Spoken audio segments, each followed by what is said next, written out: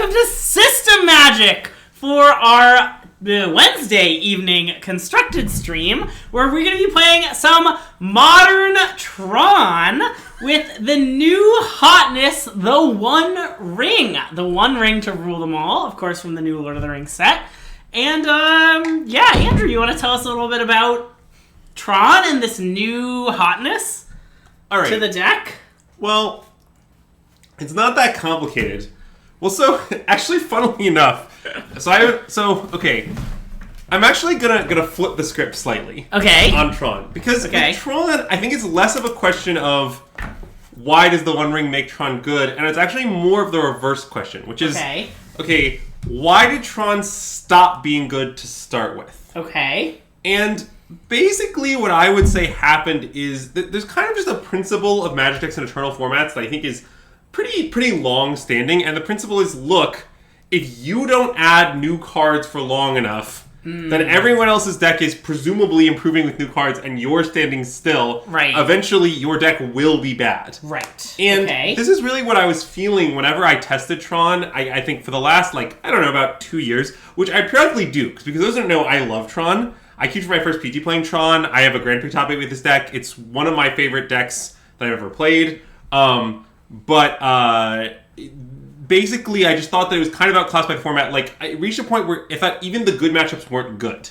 I recall when Will Kruger, friend of the stream, was testing for the Mox. Yeah. He was like, I expect all 8 of my opponents to be 4-color. Given this, should I play Tron? I was like, I don't know, let's try it. And then I got beat up by 4-color with Tron. And I was like, if the 4-color matchup isn't favorable, I don't know what we're beating anymore. Yeah, okay. That's the way I felt about Tron. But since then, I think there's been some hope. And basically the hope is, Tron got a bunch of new cards. Yeah. So the obviously the first one is the Ring. And what I like about the Ring is honestly less that it's a resilient draw engine, although it is that. What I like the most is that it costs 4. Okay. Because it means that we're kind of reaching a critical mass of cards that can be cast when your Tron assembly is disrupted. Okay. And that I really like.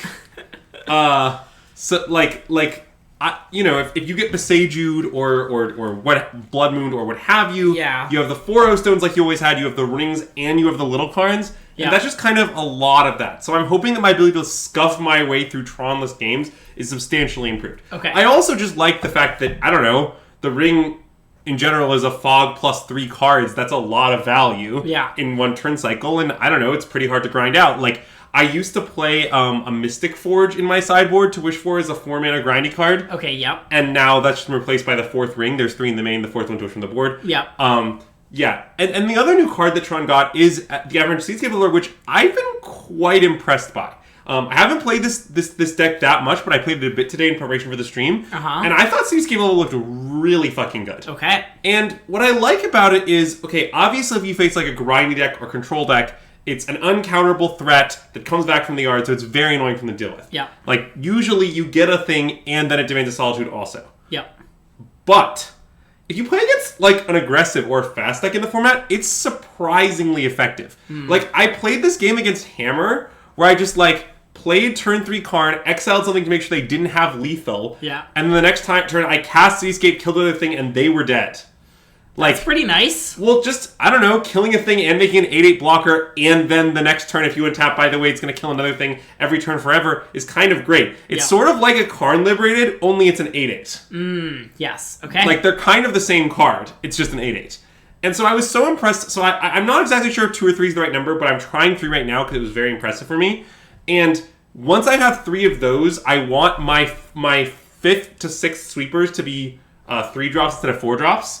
You can see I've actually sorted the curve by, this is kind of stuff that you play often without Tron. This is stuff that you play on turn 3, and this is stuff that is after turn 3 usually. Okay, yep. With O-Stone kind of being awkwardly in this category and this category. Yep. But, but basically, what it kind of makes sense to me that if we're upping the 8-drop count, which I'm doing, then I want to move my sweeper down the curve, so I'm swapping Ugins to All's Dusts.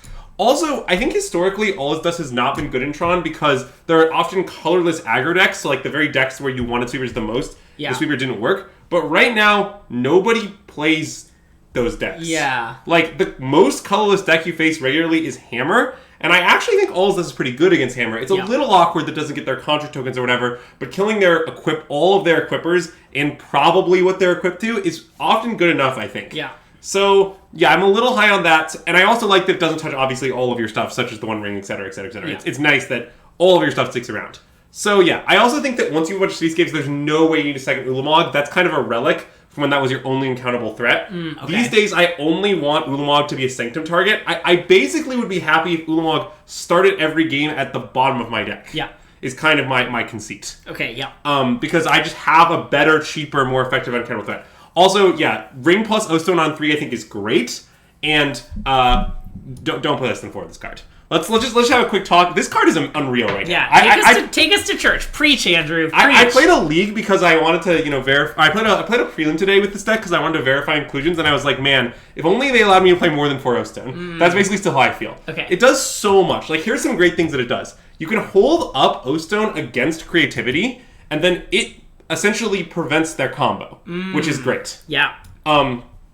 It also, as it's always done, saves your stuff from exile removal, and now some of the stuff it saves is Cityscape level. Ooh. You can respond to Solitude by like O-Stoning, killing the Solitude, and saving the Leveler, so it can come back, from the yard, kill something, and sometimes like attack on a Planeswalker too. It's really nice.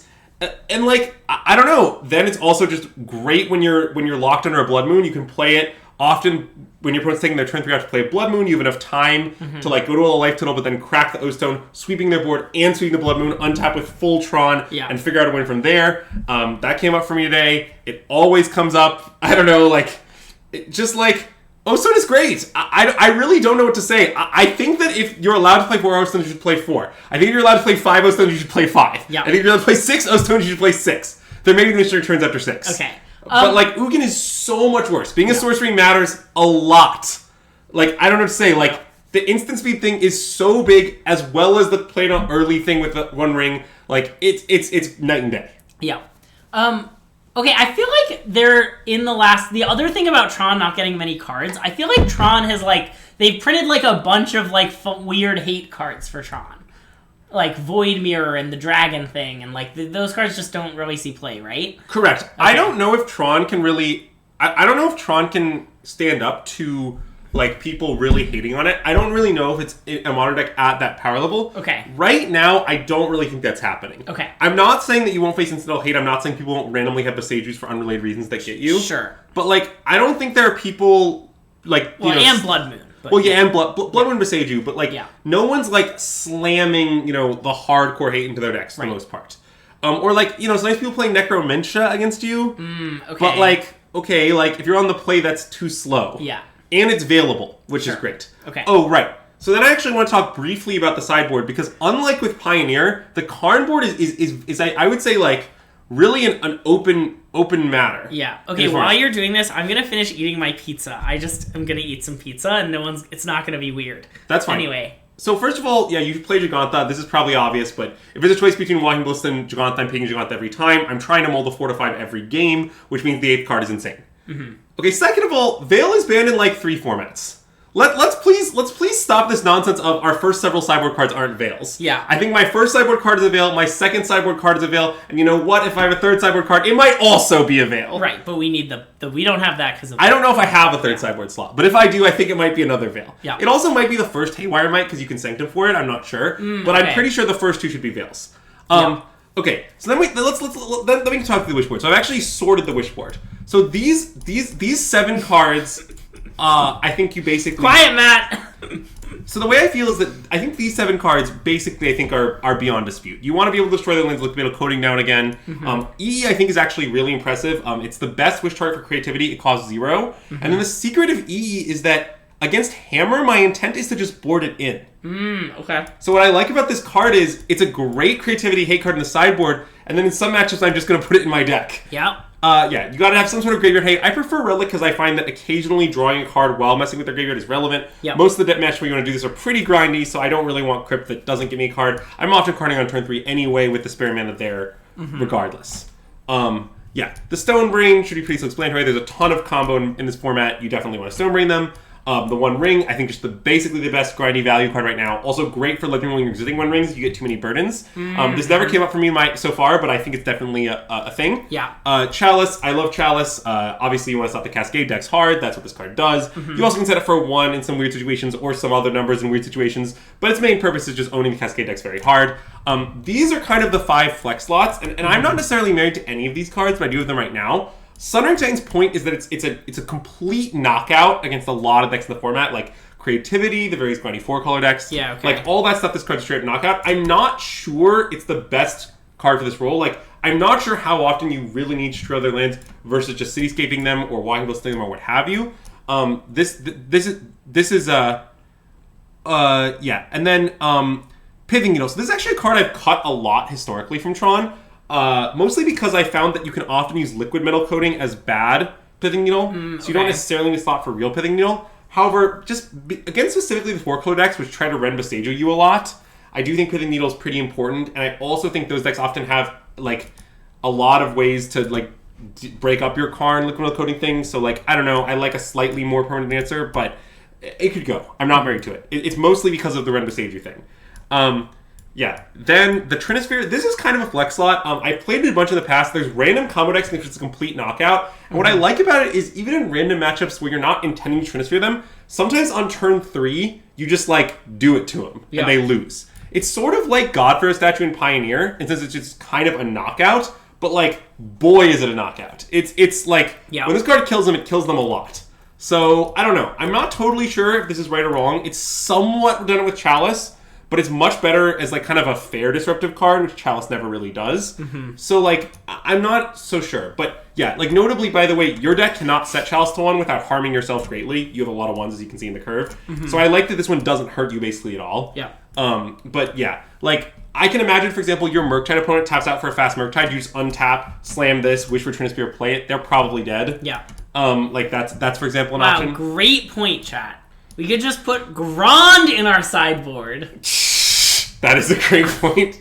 Yeah, so Walking Ballista, yeah, I mean, this has been a card in Tron since time immemorial. I used to think it was just completely uncuttable from the Tron board because it was a good expensive card and a good cheap card. But I sort of think Haywire Might has taken the crown as, like, when I randomly need a 1/1. Like, because most of the decks against which I want this effect, it turns out that, like, they're artifact decks, so Haywire Might would do the job. Okay, yeah. It's a little dirtier. Like, for example, you know, this can shoot down the things that are equipping Hammer 2, whereas Mike can only kill the hammer itself, but it usually amounts to the same thing.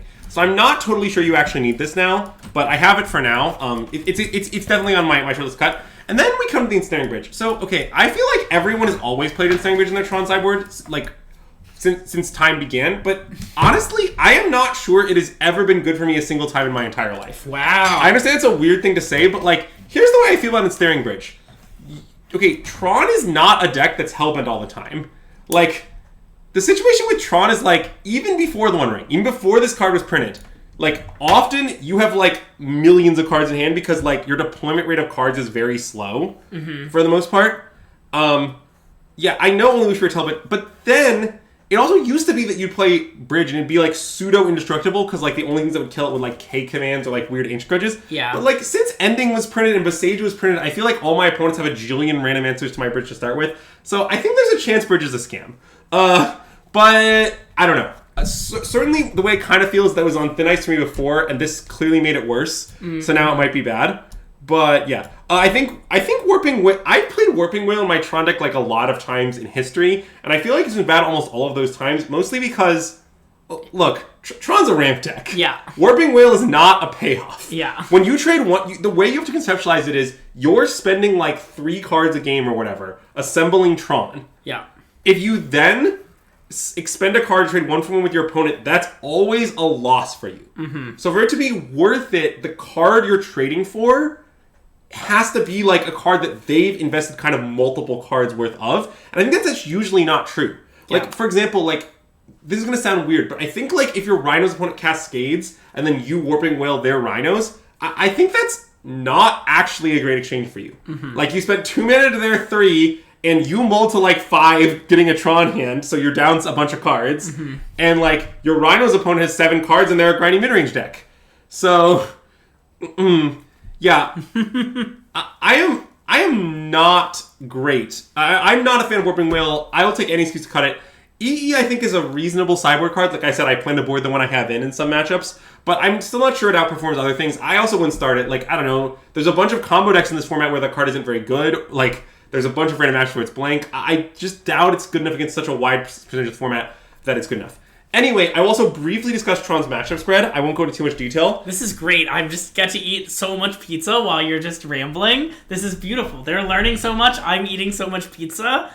Amazing. Okay. Everyone wins. I won't go into too much detail, but for the most part, Tron is... the way you should always think of Tron is even though you're playing this ramp deck, once you have completed the mulligan phase of the game, and be sure to take a lot of time in that phase, it's very important, from that point forward, you are always the control deck. That's how you should conceptualize Tron. Force them to kill you. You don't need to worry about it. You'll be fine. Your deck top decks like a god. It's a ramp deck with a really high density of payoffs. Like... that none of that's a big problem. So, because of this, decks that are playing to play long games are basically unilaterally bad against Tron. So, like, 4-color is bad against Tron. Various blue-white control decks are bad against Tron, obviously. I also think creativity is bad against Tron, because I kind of think creativity is a control deck, weirdly. It's not that much of a combo deck, and I think their combo is... the problem is, it's very easy for you to just beat. Yeah. Like... I don't know. I won multiple games today where my opponent put multiple Archons into play. Really? Well, okay, for one thing, sometimes you can arrange a scenario where you, like, sack a Worm Coil and then sack the worm or something, which stops it, cold. And then you just, like, untap Karn one, Cityscape the other, what have you. Sometimes you can, like, finagle things where you, Besage you one of the tokens in response, and you tap. Sometimes you can One Ring so you don't get hit by the triggers. Yeah. There's, like, all these tricks. Yeah. So, I think the 3D matchup is actively good. Murktide, I think, is close. A deck can certainly beat you. I also think Rhinos is close. Both those decks are kind of mid-range decks with Counter Magic and Blood Moon. Certainly have the tools to fight you, but they're fundamentally mid-range decks, so not too bad either way. And I think that your toughest match format right now, I think, is Scam. Mostly because I think Scam... has the tools to really fight you in every axis. They have the discard hitting your hand. Yeah. They have the fast clock pressuring you that way. They also have the moons they cast on 2 sometimes. So I think that's the toughest matchup right now. But I overall think Tron's actually a decent spot. People aren't playing these degenerate combo decks that of kind of Modern's past. Like, no one's really playing like Storm or shit like that anymore. Those decks are all gone. I kind of think weirdly, even though Modern's old combo is surprisingly fair. So, Voidwalker fucks you. So, look, I had a game today where my opponent took my Karn Great Creator and Voidwalkered into play, and then all my stuff didn't work. Wow. So that was quite an experience. Yeah. But anyway, that's neither here nor there. That's basically how I feel with the match spread. I actually think Tron might be in a pretty decent spot, assuming people don't choose to start beating it. Yeah. If they choose that, I doubt Tron can stand up to that level of hate. But for now, I think it's a decent spot. So yeah, that's about it. And so I want to play a league, and I want everyone to keep an eye on this card for sure. I also want everyone to keep an eye on this Cityscape Leveler, because I could easily see going into 2, and I want to see how it performs. Yeah. And then we'll sort of think a little bit our wish board as we go. You know, we'll see if we want to make any changes. Yep. All right. Well, I've eaten enough pizza, so I think it's time. All right. So let's. Sorry, I don't know why we're here. Let's hop in. I would not like to play Friendly Modern League. I'm playing Tron. It is not friendly. What does that even mean? They probably split the prizing now, I think. Where are my 10k channel points? Yeah, God. I knew this bit was going to happen. It was inevitable. Yeah. I prefer the Tron bit. Right, let me also just really quick make sure that my change is all saved. And hey, Insane Goon, thanks for the subscription! Yeah, Ari, you're not getting them. Well, would you say that you plan to use them for good or evil? That, I don't think you need to bother asking. Today's candle is a nice midnight blue citrus candle from the White Barn brand. This, I think, is not a Target candle. I think it's from Bath & Body Works. And, notes of juicy citrus, spring water, and sweet mango. Recently, I've been trying to, I have a lot of candles in my... Oh, yeah, here's a nice whiff for you. I have a lot of stream candles that are, like this much. Like, you can see this one's, really, really, really low. And I'm trying to, like, finish them off, because my closet's getting full. And so I'm trying to finish off the candles that are close so I can throw them away. So this is a nice example. You know, probably it will be the last stream of the Midnight Blue Citrus, but it's been a nice stream sponsor. Oh. And someone wants to see the Lotus. Here's the Lotus. All right, so chat, the first thing we're going to do is enter the most important step of the Tron, which is the mulligan phase. So the mulligan phase of Tron is very important. Here's the basic algorithm for everyone at home. Start by assuming that all 7s or 6s that are not the nut, by which I mean turn 3 Tron, ideally with payoff, are straight up mulls. Yeah. 5s you can keep if they're functional. But yeah, 7s and 6s, that's basically my rule. Now, our opponent here revealed Kahira, which is interesting. Okay. Because I do think my keep range is going to widen against blue-white control. Yeah. Now, I still don't think this is a keep. This hand's pretty bad. I would describe this hand as being 1.5 Tron pieces. Okay. And I would really like... when I say loose hands, I mean I'm willing to keep, like 2 Tron piece hands, basically. Yeah. I don't mean I'm willing to keep just, like, straight-up garbage. Yeah. And I think this is pretty close to straight-up garbage. Like... We're going to Chromatic Star, we're going to find whatever. I will keep a slower hand with Guaranteed Tron, though. Sure. For example, if my hand has to play Forest on 1, but then assembles Tron on 4, that I'm willing to keep against. Okay. Anyway, let's I think in the old days, pre the Ellenbogen mulligan, this would have been a keep. Oh, it certainly would have been, but that's not the world we live in. I miss the old days in Tron. Now, this hand is, I think, just even worse, somehow. Yep. This is like 1.2 Tron pieces. Yeah. Okay, easy go to 5. Oh! Oh! The perfect hand. Look! Okay. So, we're definitely going to keep this hand. Oh, it's Gigantha. It's Gigantha by a lot. I don't think it's even close. Ooh, and we just heard it, but today's candle sponsor is a nice Midnight Blue Citrus from the White Barn brand. Not from Target, but notes of juicy citrus, spring water, and sweet mango. For those who don't know, we're unofficially sponsored by the discount candle section at Target, and at any point, you can ask me about the candle with a nice exclamation point candle. I think Gigantha is amazing. I think you often mull low and want the extra threat. I have been very happy with Gigantha. Yeah. Like, I just don't think it's that uncommon that, like, you're just out of gas with Tron in play and you just pick up your Gigantha and cast it for 8. Like, all in one turn, your deck is 8 mana, like, every game. Like, I think Gigantha's awesome. I am not really seriously considering not playing it. Walking Ballista's fine. That's the only reason I wouldn't do it is if I wanted to main deck Walking Ballista. But I don't think it's good enough.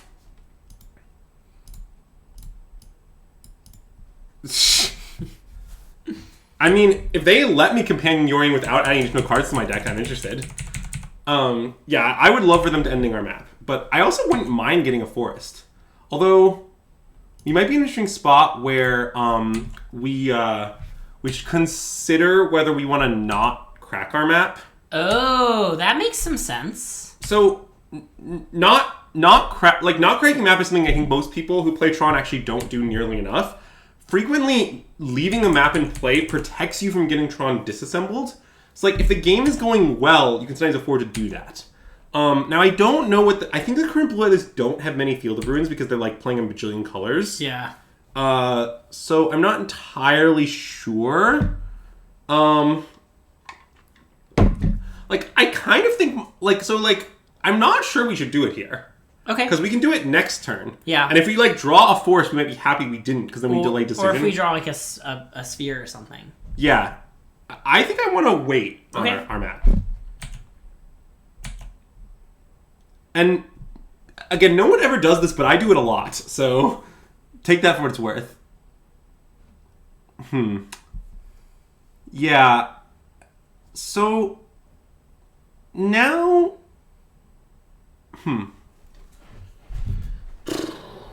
Interesting. So now we could find Forest and Ancient Stirrings. That would expose to soft counter magic, but I don't think the most blue-white lists these days play much in the way of soft counter magic. Okay. So I'm not sure how much that matters. Our other option is to just buy Gigantha, though. It's not that bad. It's pretty reasonable. I guess one thing though is that if we tutor for a Forest, play Ancient Stirrings, then we can always we can next turn buy and play Gigantha. Oh, that's true. So, well, we sort of have 2 green spells in our hand. That's why I'm not sure I want to chill. Because I kind of like the Curved Strings this turn into Gigantha next turn. I somewhat think I prefer that, but I might be wrong. It's close-ish, I think. Yeah, I think I'm going to do that. I think Stirrings into Gigant next turn. Okay. Does that make sense to you? Yeah, I'm in. I don't like the green... Like, I have 2 green spells. I don't know. Logic Knot. If they Logic Knot us, they Logic Knot us, okay? Since I don't play much Modern, I'm now, looking up on MTG Goldfish some blue-white control lists.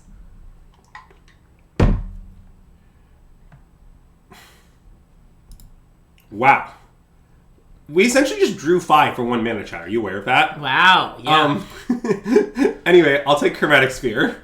I did not have the option to take a star and then discuss whether or not it's strictly better, so I will not be doing that. I assume no one plays Lantern Control anymore. No, Lantern Control is Omega dead. Dang. Because I liked Sphere being so good against Lantern Control. Sometimes people play Prison Tron. Shark Typhoon? Yes. Classic embarrassing blue-white card. That's not in the list that I just pulled up. It's pretty normal. Okay. I mean, not in high numbers, but they often play that card in some numbers. Okay.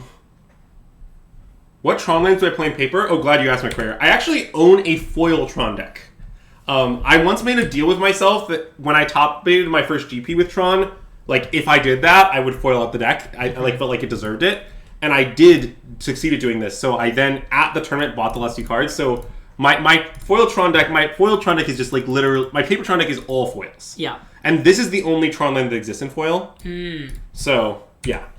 That's what my deck is. Like this art. I'm also not sure the deck is honestly still tournament legal. I would say it's like, it's well played. The deck as a whole is a little bendy, I think, at this point. Yeah. But I've mostly kept it as like a relic. I have some old Tron lands. When I played Tron in my first ever PT, I bought the cheapest ones that were available. Greg, let me ask you a question. How do you feel about using the Tron lands where you use the Antiquities Tron lands? One of each art. No. But wait, I'm not done. But for your mines, 4 of the Poop Tower. Look, here's my thoughts about the one of each art nonsense. People are always like, I'm going to get my opponent with the one of each art thing, and they're not going to know what's going on. But my bet is you're going to get yourself so much more often. Oh, I've never gotten myself. Because you just it's getting your opponent doesn't matter here. Getting yourself is awful. Okay, so this is another really minor Tron thing, but I'm going to discuss it. Yep. So often you're in this spot where all your lands make multiple mana, and you have to figure out the right way to tap them to maximally leave up mana. So in this spot, what we want to do is tap a 2 land for Sphere because 2 + 2 is 4. Yeah. So that'll tap all our things without overtapping. And so then, if we draw something that matters, we'll figure it out from there. I think different borders for each Urza type is genius. It's going to make your life so easy as you're looking for what to do. Okay, well that's very good, but I still don't really want to cast it until they do something. Okay. Because So do you just want to play the stone, or? Yeah. Okay. And I mean, if they want to ley line binding the stone or something, then that's great. I found my cityscape target. Yeah. So, I mean, we're not losing here. We're winning. We just need to hang out.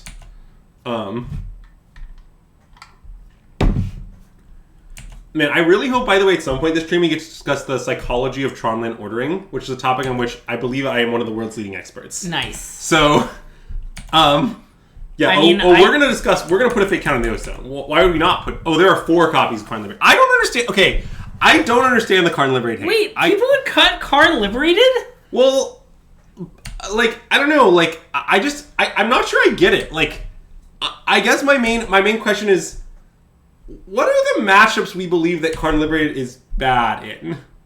Because I think I don't know what they are. What if they destroy it in response with something weird, and then we can't kill the shark? You mean like what? Okay, good. I don't know. I think they're most likely to lay on binding it, and that's fine. Okay, yeah. Remember that I don't play this format. Okay. And so when you can't ask me with what, because I won't know the answer. Okay, so it's this list. Okay. This list kills entirely with Shark Typhoons and Helios. Okay. Yeah.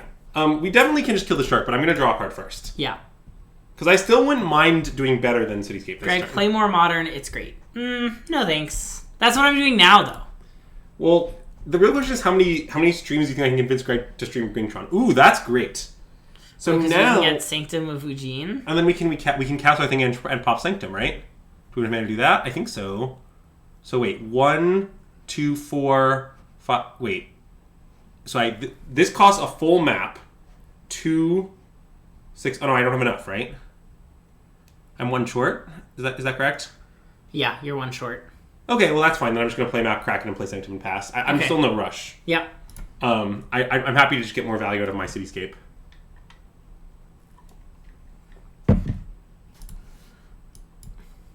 I mean, really, it's just because, like, there hasn't... I don't particularly enjoy Modern, and there hasn't been a Modern tournament that has mattered to me for a long time. I predict when RCQ season is Modern, I will play some Modern. But I also might just skip that season. Honestly, like, so far I've been skipping this whole season, and it's been great. I play enough Magic with you all. And I assume what we're going to 2-4 with the cityscape is just Ulamog. Ooh, I love some Ulamog. It's a classic Got Any Mogs. Do you think they have any Mogs? Meh. Also, I put faith counters on my own O-Stones pretty often, actually. We are not playing Mundolin. Nope. Well, Adam, the main thing is I'm pretty much just not attempting to be in the energy points race this year at all. And once I decided I wasn't doing that, like, I was pretty much just like, okay, like, random energies are less appealing to me than Moto events at that point. This is a strategy known as the Will Kruger strategy, for those keeping track at home. Okay, so it's a full Tron plus, so this is a cityscape? Yep. And I will play the Urza Tower first. Sure. So that we do it with O-Stone up in case they Solitude. Okay.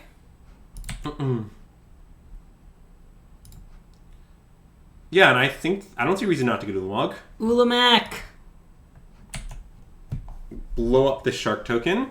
And now we can get to do the Solitude thing, where if they hardcast Solitude here, I will just crack my O-Stone. Yep. Which is honestly, I think, pretty great. So yeah. I like how you just haven't searched for any of these Tron lands. You've just naturally drawn double Tron. Oh yeah. You Solitude that cityscape. Oh yes. Look at this. Remember when I was talking about how great O-Stone is? Yeah. Oh. Now we just have a Vindicate. Think about the life we're not going to gain. We sure aren't going to gain that life. But yeah, we just have a Vindicate on Suspend. We also have an 8 damage on Suspend, which is nice. Oh yeah, they are at 12, huh? I mean, yes, the threat of the Unearth here is pretty real. I'm not 100% sure if my intent is to Ulamog to just Chalice on 1. That is annoying. That does reduce our inevitability somewhat because it does mean we have more bad draws. But I think I should just cast Mog. Mog'em. Yeah. Do you want to take Hall and Chalice or just Hall and another land? I was thinking Hall and Chalice. Because we do have other answers for the Chalice lined up with true. all these cityscape levelers.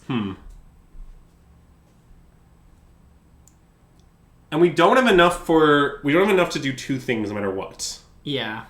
Yeah, I think I just like mogging the Hall on this because we're pretty close to doing both. Actually, we can. Hey, Jumi, thanks for the follow. Welcome to the stream. You like 2 lands? 2 lands might be right. I'm pretty scared of this though. I really don't like locking out so many top decks on our deck, and I just don't know that the difference between like. And hey, Sectal Rex, welcome to the stream and thanks for the follow. I don't know if I'm right, but I like Hall and Chalice. Okay. I'm scared of the Chalice. Maybe too scared, but I am scared of it. Well, I know we have Cityscape for it, but I might want to use Cityscape to kill a Teferi or something. Like, it's not like to say we have this for it, it's like sort of like, well, I sort of want to have it back. I understand that I can do that. Wow, we're going to gain so much life. Yeah, the cityscapes are not very safe on this particular stream. If you're watching the stream and you're thinking, I'm really gonna get into some real estate and invest in some cityscapes, yeah, I would say don't do that. 3 Solitudes, so lucky, yeah. Just the luckiest, honestly. Yeah. What did they pitch, by the way? A Spring Verdict? Nice. Ooh, that's very good. Well, I think we should cast both of these spells. Okay. I guess starting with the cityscape? Sure. Because I want to bait the counter on that, really. Yeah, okay.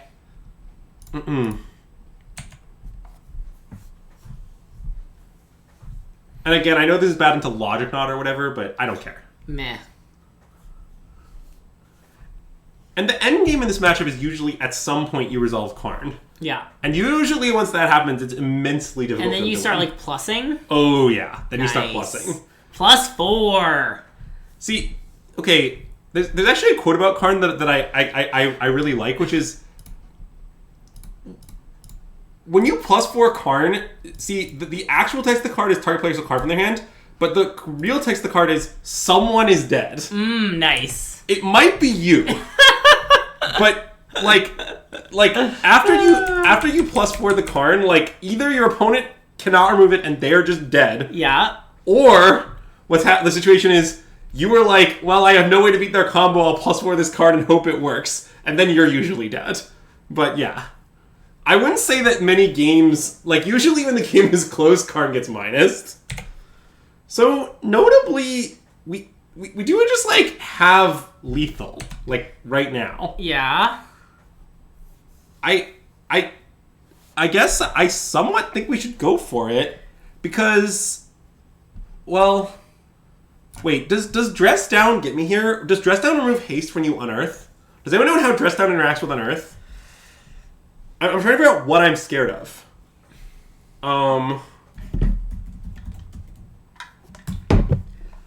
Yes, it should get rid of it, says chat. So basically, like, I am a little worried that just, like, going for it is too all in. You could go for one attack. Yeah. Maybe I should just go for it. How many Dress Downs does the average Blue Eye deck have in its main? It's probably not an immense number. This random one I pulled up has 2. Because the way I feel is we should either... I kind of want to go for it. I've already bought and cast Jeggy, yeah. Jeggy's over here. Yeah. I think we should either bring back... I kind of want to bring back 0 or 2. Okay. Because bringing back 0 is saying, like, we're just playing the long game, we'll get value of these, no rush. Yeah. This one has 1. But I'm not sure if 0 or 2 is right. Like, it sort of seems to me we might just be winning and we can hang out. Yeah. I think I want to do nothing. Is that crazy? I'm pretty down to do nothing. I think we're winning, and we just, like, can hang out, and we can beat this Dress Down. I want to pass. Okay. I don't know if it's correct. I think it's pretty close. But, like, mostly I just think, like, if they have the Dress Down, I think we might then go from winning to losing, like, immediately, which is pretty devastating, actually. We know they have one in the I know they have one in the art. So wait, this is a dumb question from someone who doesn't know much about Modern. Does Blue Eye Control play cards that draw cards? Like, how do they get card advantage? They mostly use Planeswalkers. Oh, okay. Archmage's Charm. Well, them solituning me there isn't that bad. Yeah. Do they actually play Memory Deluge? They sometimes do, yeah. I wouldn't say, oh, yeah. Oh, I would love Tap Protection from everything. Which ring? The one ring to rule them all. Okay, it's countered. Let's hang out. I have to play pretty quick here because I actually am very weird on the clock. Oh yeah, 13. Yeah. I'm gonna start playing quick. Because I think that given that I'm not cityscaping and going for the win there, I really have to conserve clock time. Because it's gonna, I'm definitely gonna win this game, but it's gonna take a long ass time.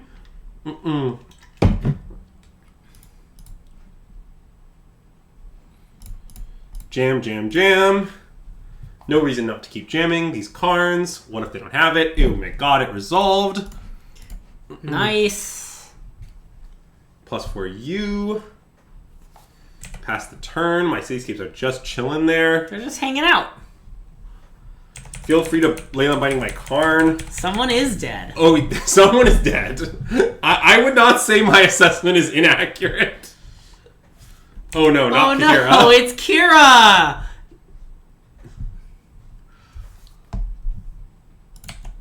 Alright. Plus for them. Yeah.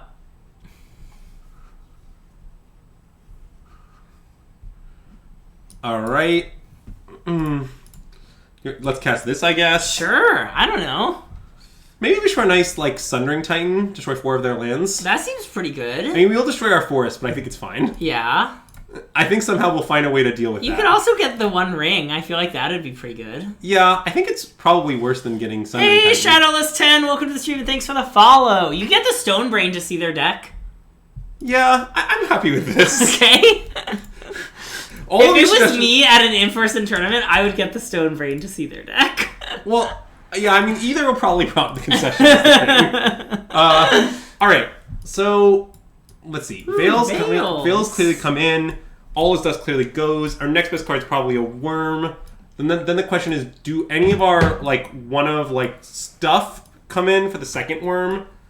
I don't think worm. So I definitely do think worm is bad. I don't think it's that bad. Mostly because I kind of think Solitude will find a target regardless. And sometimes if you worm on 3, they have to pitch cast.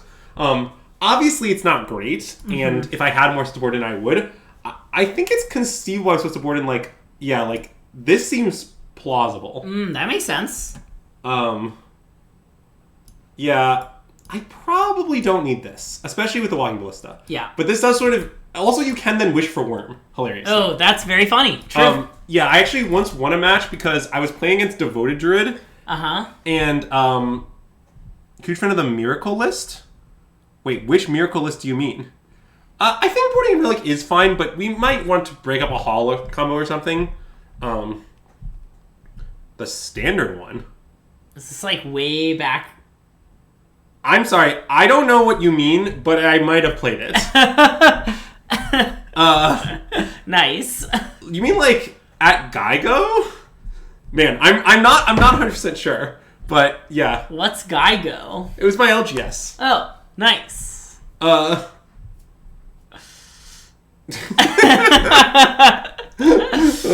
welcome to the stream. We stream on this channel all the time, and I'm Greg. I'm that guy who streams with Andrew.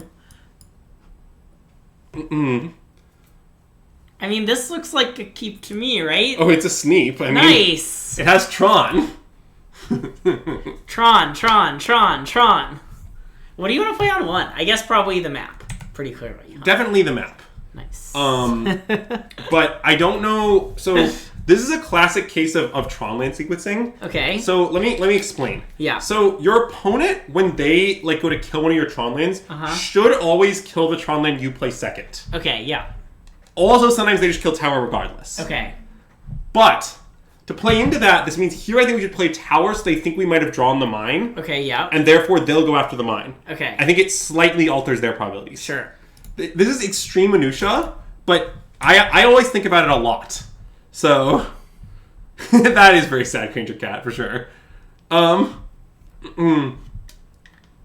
How afraid are you when your opponent keeps 7 on the play and they're like, Urza's mine, go? Pretty scared if they're good. Oh, God. Well, that card's really good against us. Nobody plays it these days, but it's incredible. Uh-oh. Yeah, we don't have a good plan against that.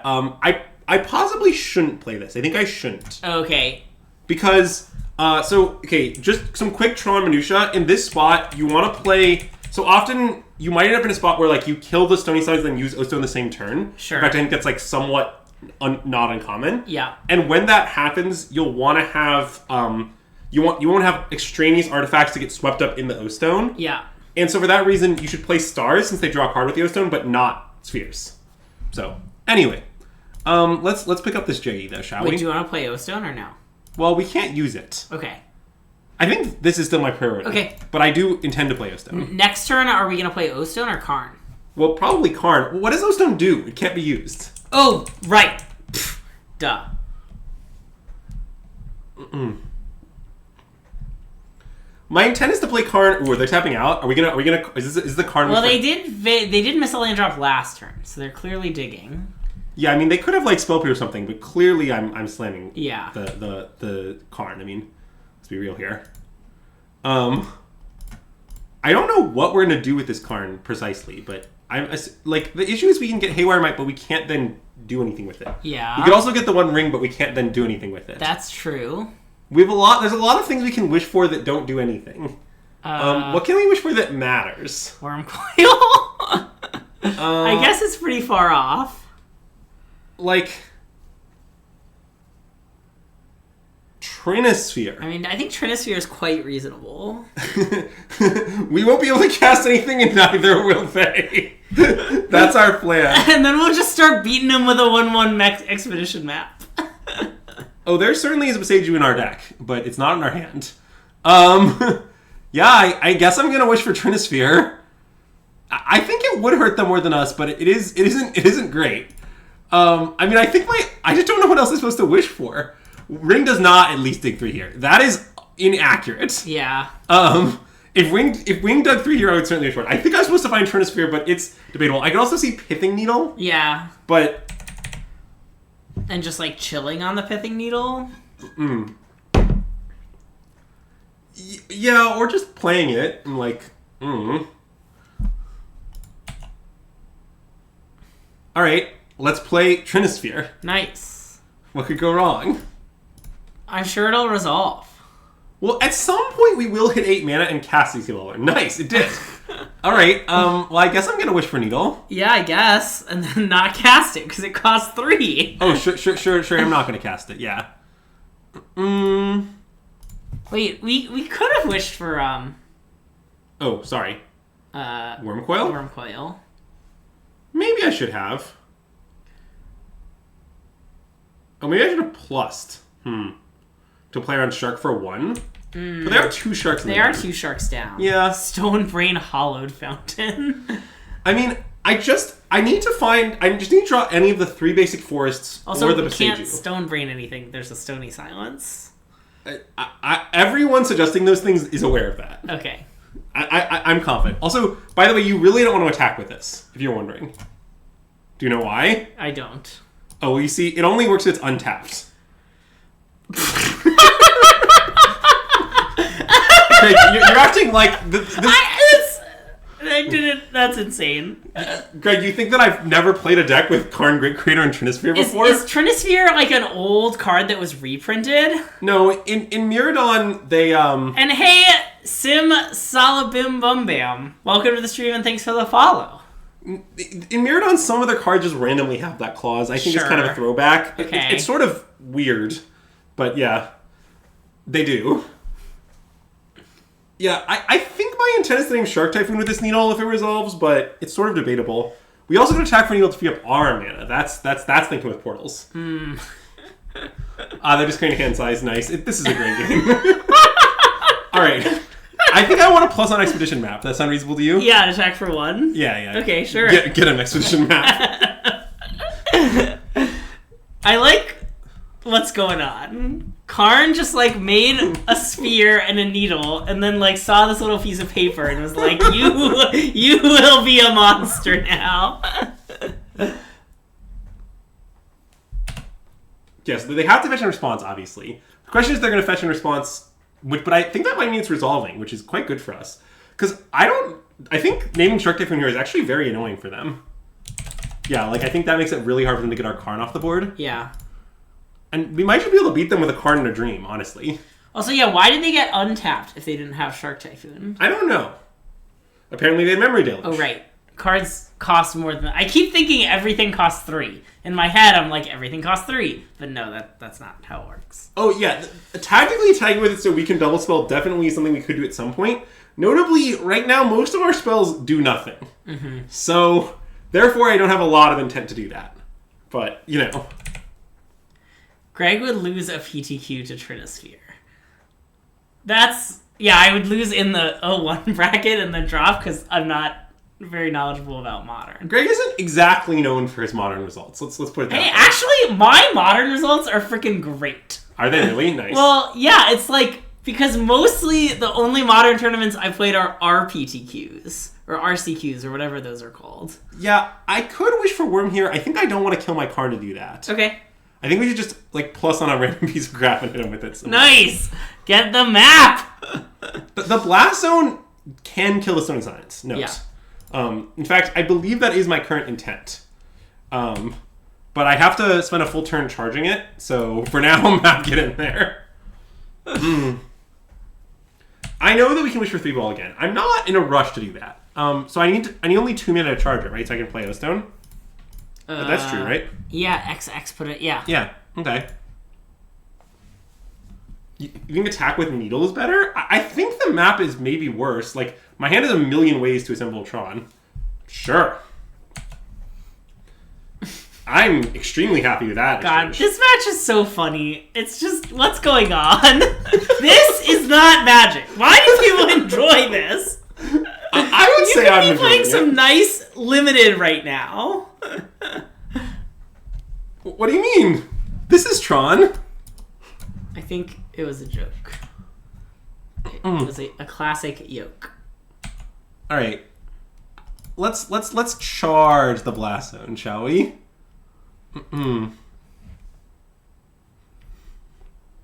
It's more like a game of limited than most games of modern.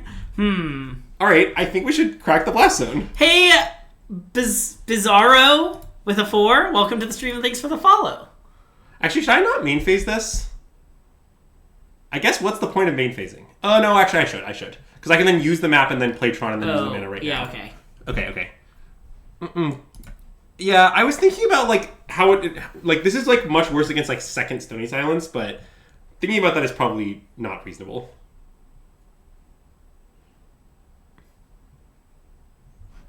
Gain control of map.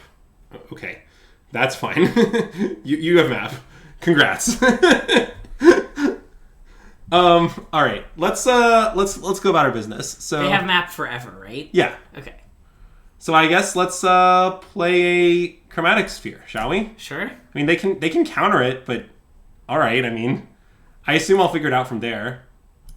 It is funny that they don't get to use it. Cool. And I don't want to crack this turn. Okay. And I can't really wish for anything for right now. I guess I could wish for liquid metal coating. Start destroying their lands. That makes a lot of sense to me, I think. Yeah, I think I'm down to liquid metal coating them. I mean, if they kill our Karn, it's worse then. But if they kill our Karn, I don't think they have a way to do that right now. Yeah. Let's find liquid metal coating. I think it's better than 3-ball, than re-transferring. Yeah. Especially because we can't cast that this turn, obviously. So.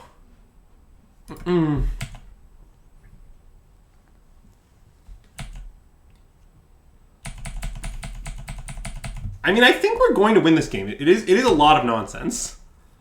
I have definitely won some games with liquid metal coating. For one thing, you ever liquid metal coating in the mirror? It's nice. That's fun.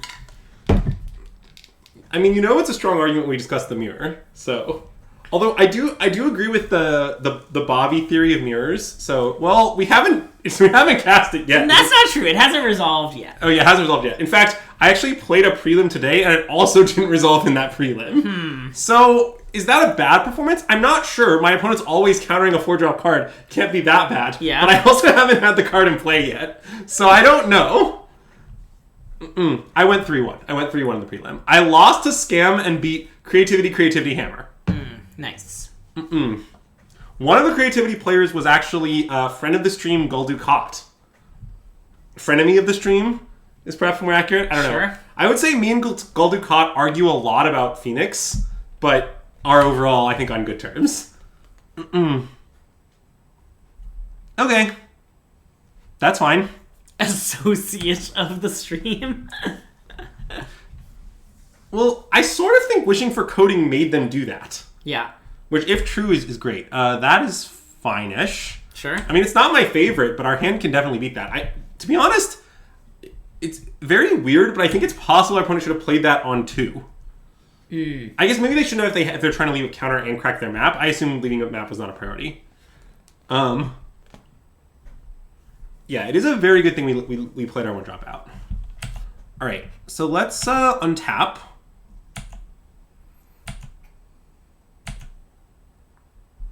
Crack this for green. Sylvan Scrying. Yep. Which I think there's a pretty decent chance to counter, but so be it. Sure. I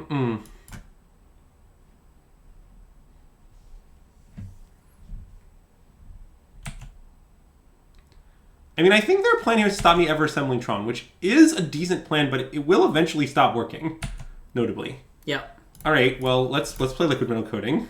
Love it. It doesn't do a lot, but we can turn things into artifacts. Well, what it actually does do, and this is pretty legitimate, is it means that if our second Karn resolves, it will absolutely destroy them. Right. But Well, which I assume is our plan for next turn. Although I guess we could also cast the One Ring. I suspect that the Karn is the spell we care about, so the bait spell is the ring. Yeah. So my intent is to cast the ring, I think. Although, yeah, I mean, well, look, like if our opponent just counters everything we ever do forever, then I guess we lose good beats, but that's okay. Like, yeah, they're gonna run out. Their deck does not have that much card advantage, is I will say. Yeah. Although they have Archmage Charm to draw 2, I think, this game, but yeah. And this is their second Memory Deluge. Yeah. Also, this is actually not an irrelevant point. We will eventually draw a power plant. Like, yeah. I understand that Chad is joking when they say that, but like it will eventually just happen. Yep. There it is. All right, there it is. So, let's get back our Karn, shall we? With Cityscape? I think so. That sounds pretty good. I don't know if we should sack Sanctum or not. We maybe should. Just find another banger. We have some bangers, though. Yeah, but we could have more bangers. That's true. Let's start by getting back our Karn.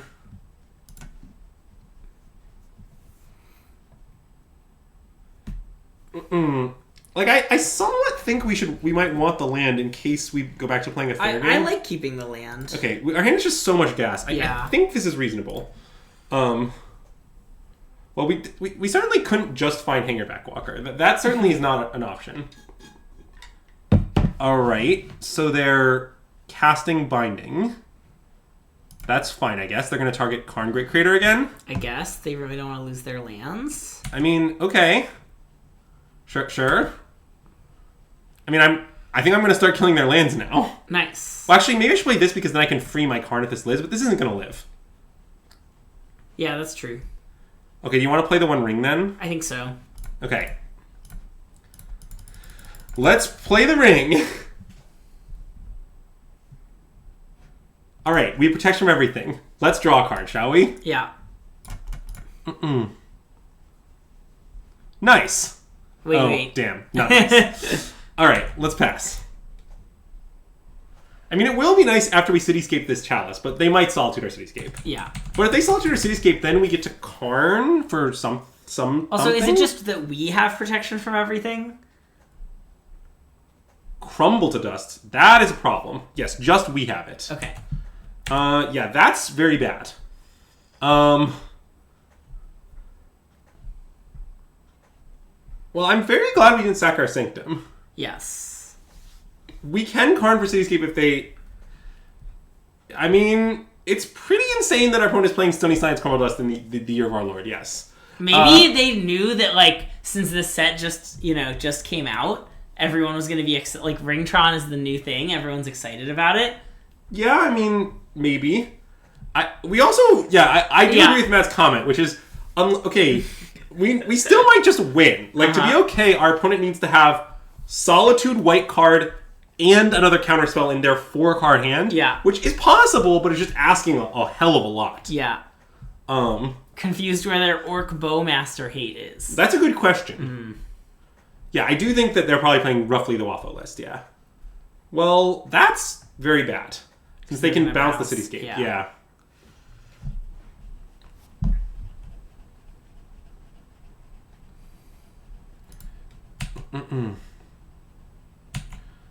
All right. Let's draw 2 cards to start off with. I would like to find a land. Yep. Okay, great land to find. Don't forget we're under the thing. Under Chalice. I know, but it's still very good, I think. Okay, let's play Karn, I think. Okay. I mean, we can just Haywire Might and get out from under the Chalice. That's pretty reasonable. Oh, also, I can also just plus card on the Chalice, I suppose. Right? That's just true? Yeah. So, let's do that. That sounds great. Yeah. Oh, and we can't cast Might. That's so many reasons we can't do that. Yeah, I'll just propose some illegal plays to mix them in with my illegal plays, you know? Let's do this. Let's Ancient Stirrings. Sure, land of some sort. It doesn't matter. Forest. Sure. 6. We're going to 7. Yeah, okay, great. Now we pass, and then we can stop them from activating any one thing. I think it's probably just a land here. Over to Fairy? Yeah, I don't think them plusing matters.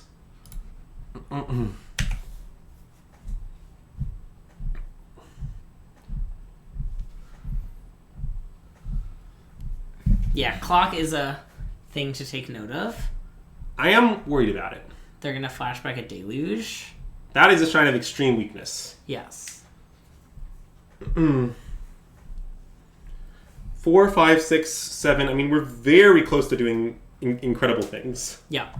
I mean, like, next turn it's possible we're supposed to, like... We could just play... We could play Jeggy, actually. Playing Jeggy is pretty appealing. Like, Forest Jeggy. Like, no, we need to wish. Just... I mean, and I guess that means we take another 2, then 3 on our ring, but we have tons of life on this ring. Yeah. Yeah, I think we... I mean, Jeggy's barely ramp, but I think just it's pretty good. Because it's a 5/5. I'm not that worried yet about the ring. We have another ring, it'll be fine. Yeah. Wow, I honestly didn't expect you to draw more cards, but here we are. Oh, sorry. Was I think it was reasonable. Yeah, it's fine.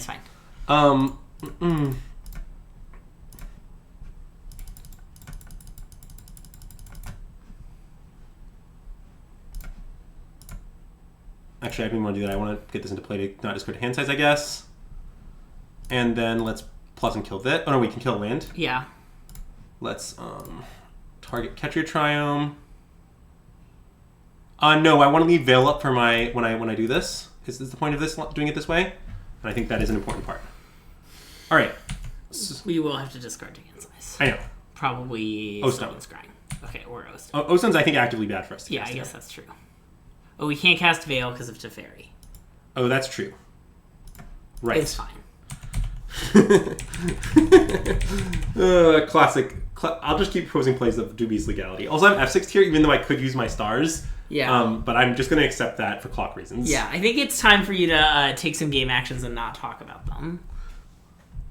Oh, we can kill their only forest? Look, chat, you're right. That's fair. Sorry, I'm playing a little fast and loose. But you're right.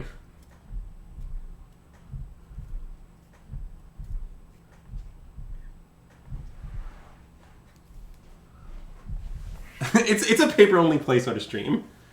The thing is, I don't think the Stunning Titan's going to resolve, is part of why I did it that way. Yeah. Like, next turn, I think my intent is to start off my turn by, like, attacking Jeggy at Tef. That makes a lot of sense. Well, some of them are jokes, is the issue. The only time we joke is if it's about Reflections of Kiki Jiki copying a legend. That statement is just not even a little true. The only time we joke. We joke early and often. Do they just draw 2 cards? Yes. Okay. I mean, our opponent has 7 cards. Uh-huh. So, which is a little scary, I admit. But... And they just bought Kahira. Okay, now they're evoking Pigeon Cure. Leaving up Counterspell. Okay. I mean, I think we should probably just kill Teferi now, is my guess. With the 1 ring. What do you mean by that? Plus Karn on the 1 ring, attack Teferi. Oh. No, I want to kill land. I was going to cast Cityscape. Okay. Wait, I can cast it, right? 3, 4, 8, yeah. Yeah, okay. There you go, Zoe. You get it. We can't... I do like that. Zoe really prosing some incredibly nice plays. No. Okay, we got an 8/8. And I guess our diversity of land types is a blessing and a curse for them, but I'm still going to get rid of it, I think. Sure. So, make this... Oh, I probably should have killed land first. Chat, the answer is because I believe I will not be losing this game to any cards. Like, the cards are no longer exist in my universe. There's only the clock. Yep. And I'm aware of that, and I'm just taking game actions at more or less the quickest pace I can. See, the thing about this ring is we've drawn 6 cards, and it has not yet... The life spell threat is non-existent, I think, at the moment. Like, we're just easily going to kill them, or kill the ring, or just, like, any number of things before that kills us. We can lose if we get too tempted by the ring. That's true. I don't think you should activate the ring again. Yeah, that does seem dangerous. But I do think we'd still win if you do it, so. Yeah, I like that it's wrong, but also quite survivable. So that's like the artifact one, except it's enchantments? Yeah. Okay. They're going to put Shark Typhoons on top and then use them for larger. Well, except there's still a Pithing Needle in play. Oh, right. They will not be doing that. All right, so now I want to, like, kill... I guess I want to kill Hall. Okay, sure. That makes sense.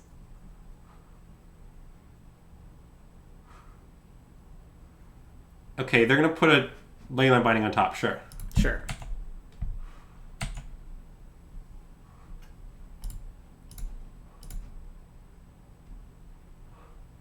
And I don't really want to kill this, so I just think I won't. Yep. I think it's actively better for that to be in play for us. Yep. Is Andrew doing a good job matching my enthusiasm? About Modern, Andrew's enthusiasm... Did someone redeem it and we didn't notice? No. Okay. It's Connor's making a joke. Okay. Alright, let's play Sundering Titan. Nice. Oh, they're tapped out. Mm-hmm. I mean, we will lose a forest, but, I think it's just going to be okay. No. Resolves. Alright. This, and this, and this. Done. Alright, your turn. Wow, they have so little mana. Yes, they sure do. Well, you can target our... Oh, yeah, that is true. I guess target our own ring is strictly better than not doing it. Also, our life throws back to 24, by the way. So, there's that. Their Leyline Binding, by the way, is now also obscenely expensive. So that's nice. That's very funny. Yes. Ooh, I like how we can attack for 7. They've got to be dead this turn, right? To what? I guess never mind. I don't see it. Oh, no, I don't think... Yeah. All right. I don't know. Karn? Keep destroying some lands? Or attack with the ring, I guess, but probably killing land is better. I can kill, like, this land. Yeah, sure. I tap my mana horribly, but it's fine. Who cares?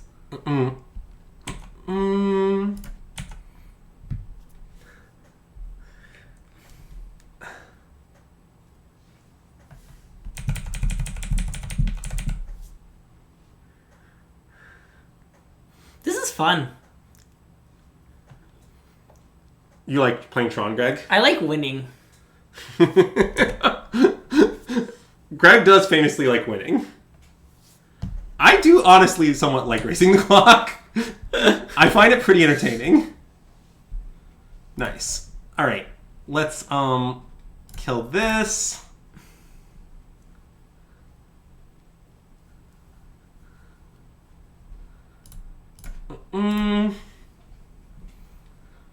Alright. This.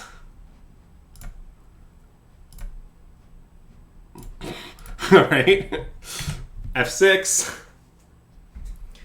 Nice. Woo! Tron! Oh, that was a great match to start off the stream. Tron!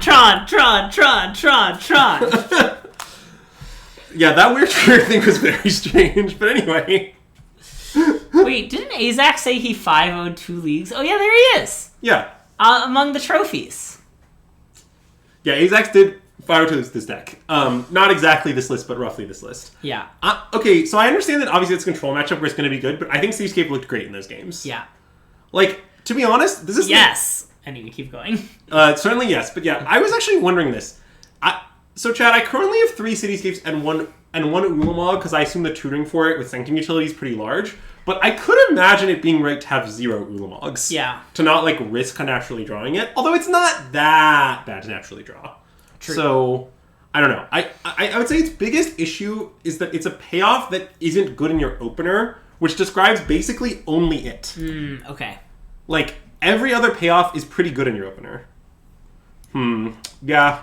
This is another classic casualty of London Mulligan. Yeah, I don't know if I'd keep this back in the day. It's pretty sketchy. Well, you'd be disqualified for keeping it back in the day. Whatever. They revealed Giganta, so we know nothing about what they're playing, really. Yeah, sure. let's mull. Yeah. So close and yet so far. I know, right? I would keep this on 5, by the way. Sure. But I think it's a mull on 6. Yep.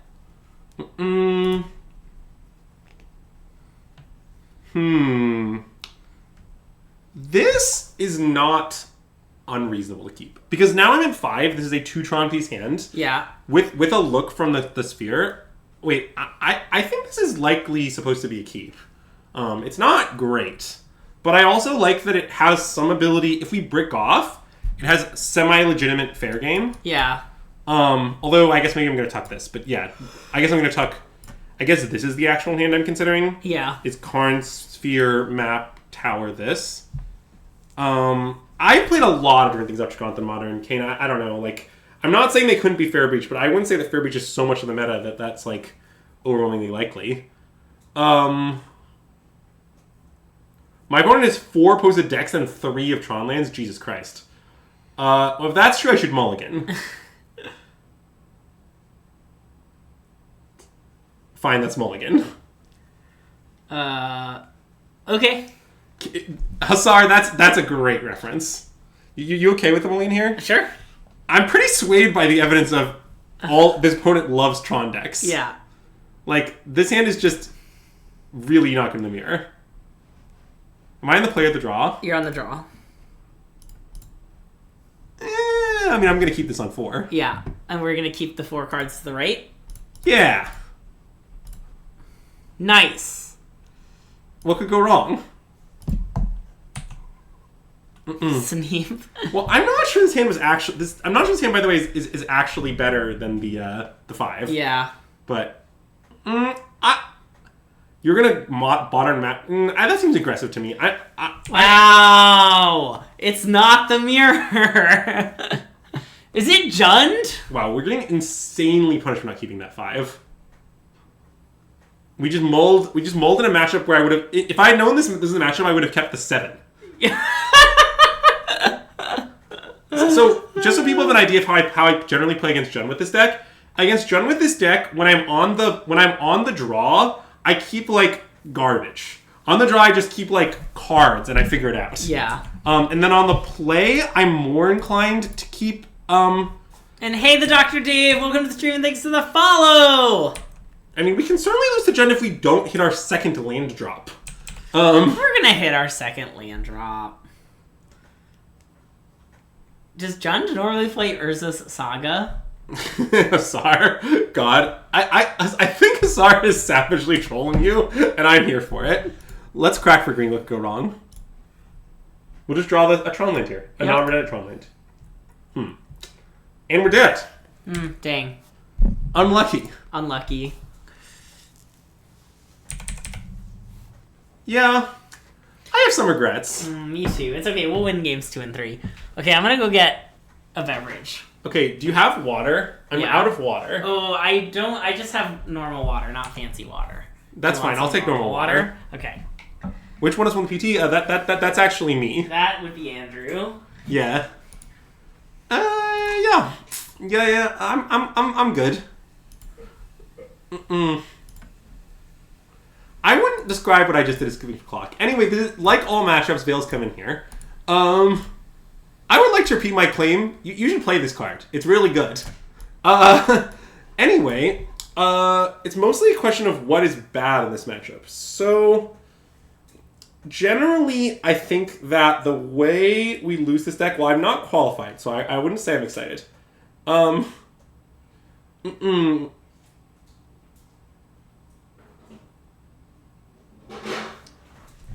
So,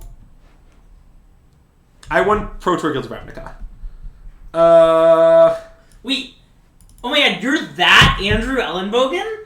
Pro Tour champion? My stream host won a Pro Tour? I want to set out these two, I think. My reasoning being that this is just like, I don't know, 8-drop granny card number 1 million. Yeah. And this card, I'm worried about, given that they have Saga, will underperform, I think. That makes sense. So let's I think this is my proposal. But yeah, there are some more options here, honestly. Like, it wouldn't be crazy to put in this, it wouldn't be crazy to put in this. I don't really think I need more 8-drops though. So yeah. Ooh, I bet I could get an autograph. Hey Renro, welcome to the stream and thanks for the follow.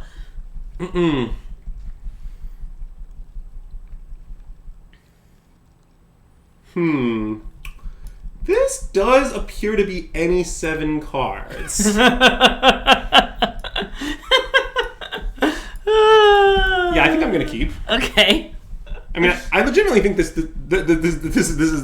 That makes sense. Love the energy, and you've only been here less than 5 minutes. Wow, this is a low energy stream from us. I did play mono white in the PT that I won. It was a nice deck. Mm-hmm. Also, I don't know if that's true that this is a low energy stream from us. I guess it's because I would say it's pretty high energy for me. Well, yeah, I love because I don't know anything about Modern. I've just been kind of sitting here nonsensing, you know. Yeah, but I don't know how to nonsense that well. Are we from Minnesota? We are. Yeah, we are local to Minneapolis. We are literally streaming from this house in Minneapolis. It is Minneapolis where we are right now. That some would say is my house. Mm-hmm. Some wouldn't say that though. It is my apartment though. Okay, so this is a complicated spot, if you're actually. from Minnesota, why aren't you nice? Neither of us, to be fair, is from Minnesota.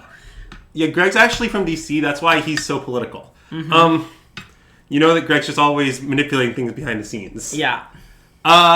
So... Do you think we should crack this star? What I don't like about it is that... Well, I guess, given they've Saga, they can't have Blood Moon. I was wondering if there's anything you'd want to Boseiju. I was just at Lodestone minutes ago. I think I want to crack, but it's pretty complicated. I think I want to crack too. I was at Lodestone to play a midweek pre-release draft. Okay, that plays. Yeah. Yeah. Nice. And I forced black and only lost 1 game to like comically flooding out. Well, yeah. I don't know if we're crazy or what, but as far as I can tell, the strategy of only draft black seems very successful. Yeah, to be clear, I only lost 1 game, which means I went undefeated. My first 3 picks were Murder, Sorcery Speed, Murder, Weird Bird. Love some Weird Birds. It was also, one of them was a special art treatment of Weird Bird, and the other was normal Weird Bird. I did not get any Grons. I was so sad. I really wanted Grons, but I didn't get any. I also, was Black-White. Black-White was nice. Uh-oh. I don't like this. I'm worried it's K command. Ooh, that's bad. I mean, I think it's clearly right to play the map into K command. Yeah. But we might get punished. Well, I'm going to discard Duplicate Mine, I think. That makes sense. Seems like pretty clearly our worst card. Bird is one of the best commons overall. Yeah, I think I agree. I mean, it is pretty close to Preening Champion. Ooh, okay, let's Stirrings. Yeah. And Preening Champion was pretty clearly the best common in the last set, so... I mean, I'm pretty down to have the 1 ring. Me too. Next turn, playing the 1 ring, drawing 3 extra cards, and preventing the Rog hit seems pretty fucking nice, honestly. We should come to Modern on Tuesday, you'd say hi. I kind of doubt that will happen anytime soon. I would say that streaming takes a lot of our Magic time. Yes. It's pretty strict. We sort of, we have to pick our battles. Yeah, I went to a Magic tournament today. I very rarely go to Magic tournaments on weekdays. Mostly my friend who I hadn't seen in a little while peer pressured me. And I also succumbed to peer pressure. Yeah, I would say it's extremely easy to get Greg to do, but also rarely do people do that. Okay, now I'm not sure what we should do, actually. Okay, wait. Let's think this through. We borrowed our 4 rings. They're Azax's rings. Y'all have your favorite stream content. Thank you. So, what do we do here, do you think? Am I supposed to play map, crack map, play the 3rd Tron Land and pass? Or am I supposed to slam the ring with the idea that I guess the problem is next turn the only spell I can actually... I only have 5 mana to play with. 5 is not very much. Yeah. Okay, I guess I think I just play the 3rd Tron Land and we'll figure it out from there.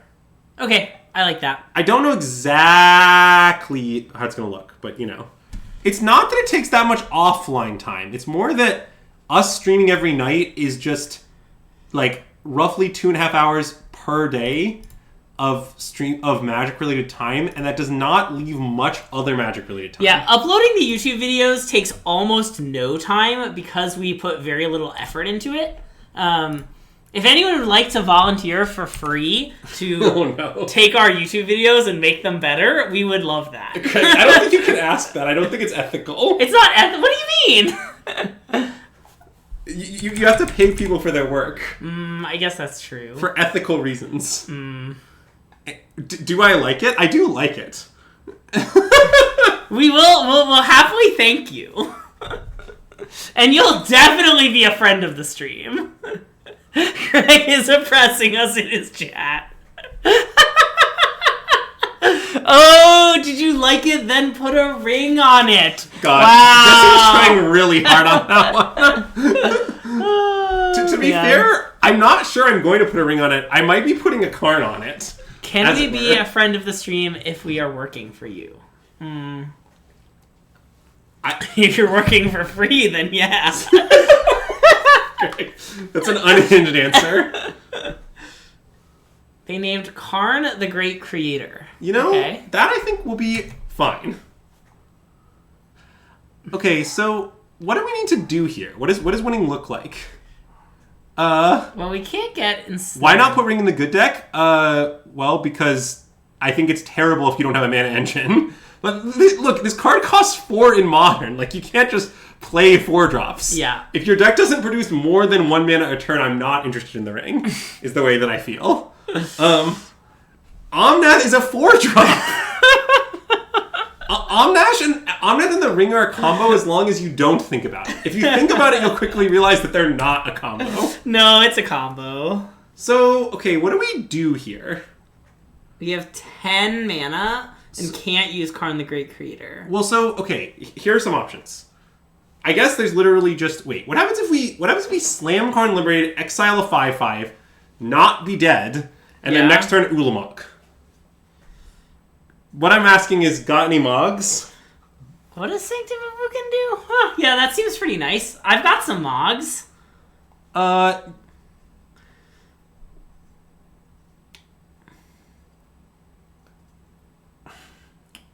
Look, I think Tron is good. Wait, if we get protection from everything, it's a fog, right? Yeah. But we don't have enough mana to do that and play Karn Liberated? Yeah, like, what does it accomplish is the way I feel. Because, like, won't we just be in kind of the same position next turn? So we could just, like, we can't. Karn the Great Creator does nothing. Also, I'm kind of worried about dying to the ring. Oh. We don't need to activate it, right? Okay, so your proposal is to play the ring, cast no spells, and pass. Play Karn. And then they kill the Karn. Oh, that's true. Okay, my plan's bad. I like the Mog plan. I think the Mog plan is clearly right. Okay. Fire off the Mog plan. We definitely don't need to find a stone. Okay, like, look, that's, like, very untrue. The situation is, I think this line is good enough to beat our opponent's hand not being awesome. It's definitely not good enough to beat... Wait, is Wormcoil better? It's probably not. Mog's probably better. I think Mog's better. Yeah, okay. Worm's nice because we can cast it with a 4-drop, but... Yeah, I guess. I think Mog is still better. Mog's just going to clean everything up. Like, this line just, I think, wins us the game if our opponent has nothing. Straight up. Yep. So... Yeah. I mean, if our opponent sees our thoughts, that wouldn't be my favorite, but it'll be fine. To be fair, the other line doesn't beat that. Anyway. I mean, Bolt is very close to killing us. It's not literally lethal, but it's very close to it. Yeah.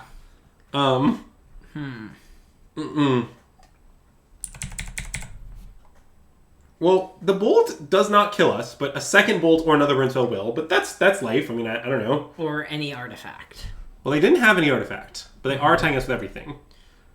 What deals 1 damage?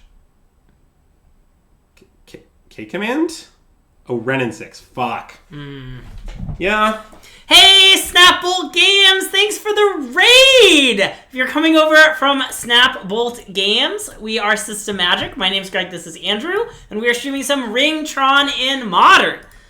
Well, I do think we would have not won this game had we ringed. So, that's unfortunate. Well, I just looked at our top 3 cards, we would have died, is the answer to your question. I mean...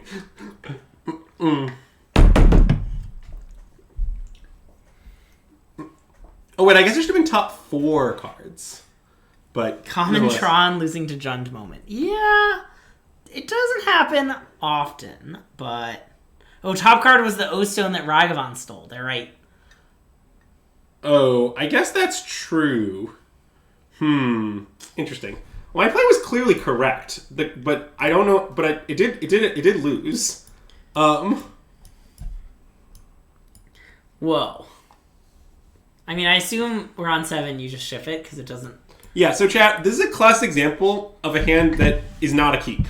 You see, although this hand does assemble Tron, it assembles it on turn 4. That is too slow. We can do better. Tron must be on 3. So, oh no. This is a mulligan. This is Tron. Oh yeah, this is a mulligan too. Nice. I would make the same play again, I think. I don't really know what to say. Like, I know that it's bad against Bolt into second burn spell, but like, alright.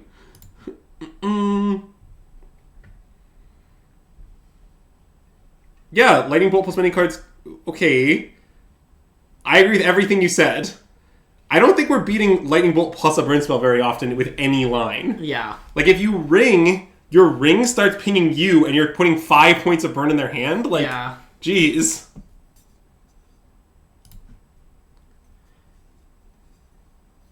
Yeah, I mean, this is definitely a keep. So what exactly we should keep is complicated, though. Okay, we definitely want to keep Power Plant, Map, Forest, Map? Maybe... Well, I sort of think Stirring might be good. Well, because it's a split. It's kind of like a split card. I mean, what if we just tuck the One Ring and Stirrings? That seems like what we should do. Well, but it might be right. It might be right to like. Basically, I think this is possible. Okay. But I think like this is also possible. Like, there's no way we're tucking Forest, Power Plant, or either Map, right? Yeah. But I don't know which is better. Try the new card. Yeah, I mean, it's possible we should tuck 2-inch strings for science. I'm not actually sure that's correct. What I like about the... See, I guess here's the issue. I like that strings we can play it on turn 1. Yeah. But then the thing is we probably want to find gas, because we won't yet know that our maps have, like, failed. Yeah. In a sense. And if we don't know that the maps have failed, then, like... Also, on the draw, I want to go for it and play land map on turn 1. Oh, definitely. Okay, yeah. Cool. So I think I want to tuck both stirrings. Okay. Because I think inclusion I'm coming to. I'm not 100% sure if this is right, because I'm not sure if the ring is how the ring compares to the average, like, stirrings threat in some sense. Like, we probably don't have, like, we probably don't have that, like, how do I describe this? The average ancient string spell has, like, 1 threat. Mm-hmm. So the question is, like, would you rather have the ring or a random threat? But the thing is, the ancient strings could miss. So I sort of think maybe the ring is better than the average ancient strings where you want a threat, is kind of my argument. But that might be wrong. Yes, I agree with what Azax said in response to the claim that I should have played Ring and Done and passed the turn without using it. Like, I think that line is basically nonsense. I don't understand what it accomplishes. Well, I just explained that, so I don't really know what you want from me. I believe this is correct. I believe that the average threat, like, ancient strings is like 0.75 threats. And, like, even if it found a guaranteed threat, it's not clear the average threat is better than the One Ring. Like,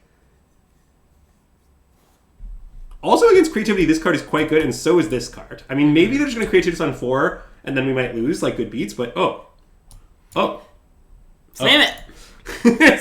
Slam! Chat, what part of party don't you understand? There are a lot of people who don't understand why we tuck these ancient strings. I would like to present Exhibit A. I mean, we certainly aren't out of the woods yet. Creativity can definitely beat us doing our thing, but I do think it's a favorable matchup. Excellent reference, thank you. I make that reference a lot on stream, and I love it.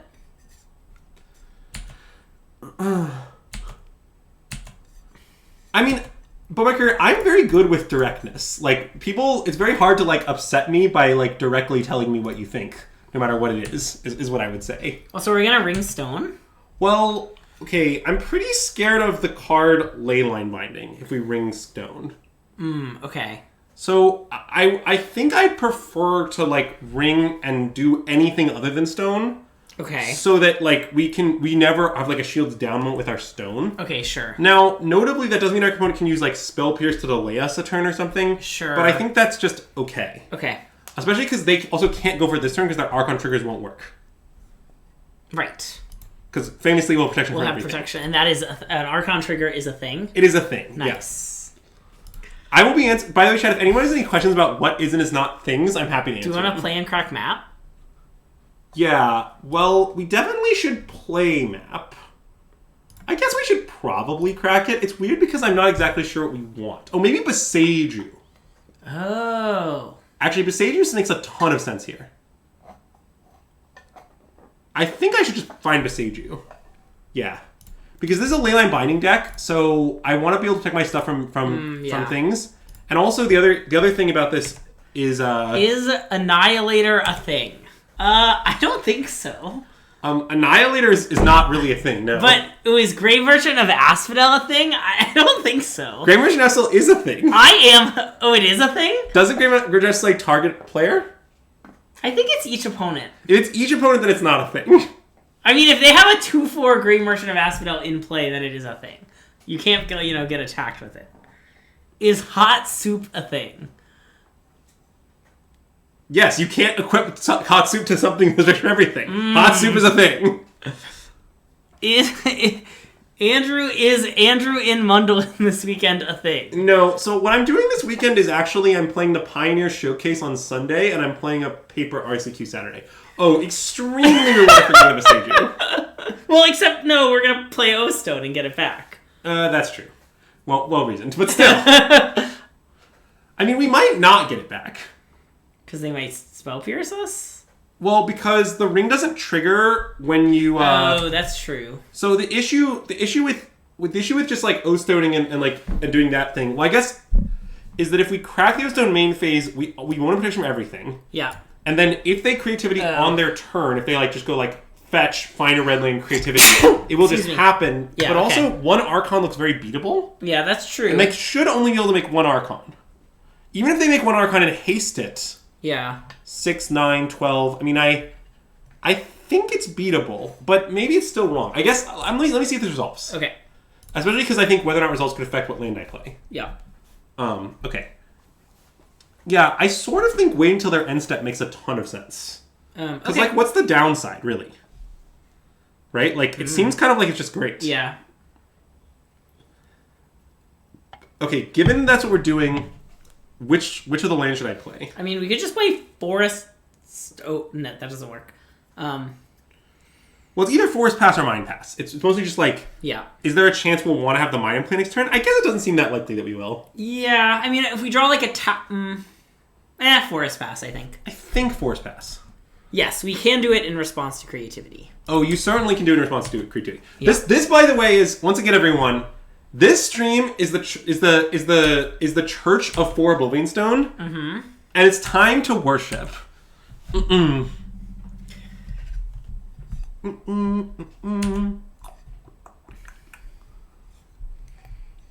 I guess my opponent could like haste their reflection or some shit, but that's still just fine.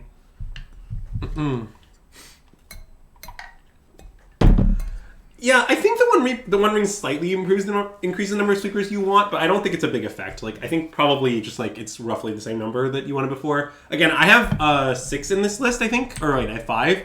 I basically think I wanted 5 to 6 before, and I want 5 to 6 still. I mostly think cutting Ostone is just not reasonable for many reasons. Some of which are ring related, some of which are not ring related. Ostone is just great. Is Tron or Mono Green Devotion more like Charmeleon? Mono Green Devotion is more like Charmeleon. Okay. Tron isn't actually much like Charmeleon. Here's how Tron works.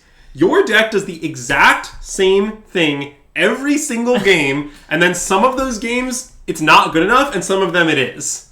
The Tron is, like, extremely not Charmeleon-like. What are they doing? Casting Teferi? And we can still activate Ostone, right? Yeah. Okay. I mean, I guess they're going to bounce something, and then I'll... Bounce one of their own? Well, they can bounce nothing to draw a card. Ah. Well, I'm not going to allow that, so... Bloop. So clean now. Also, O-Stone is one of my favorite commander cards. I love O-Stone.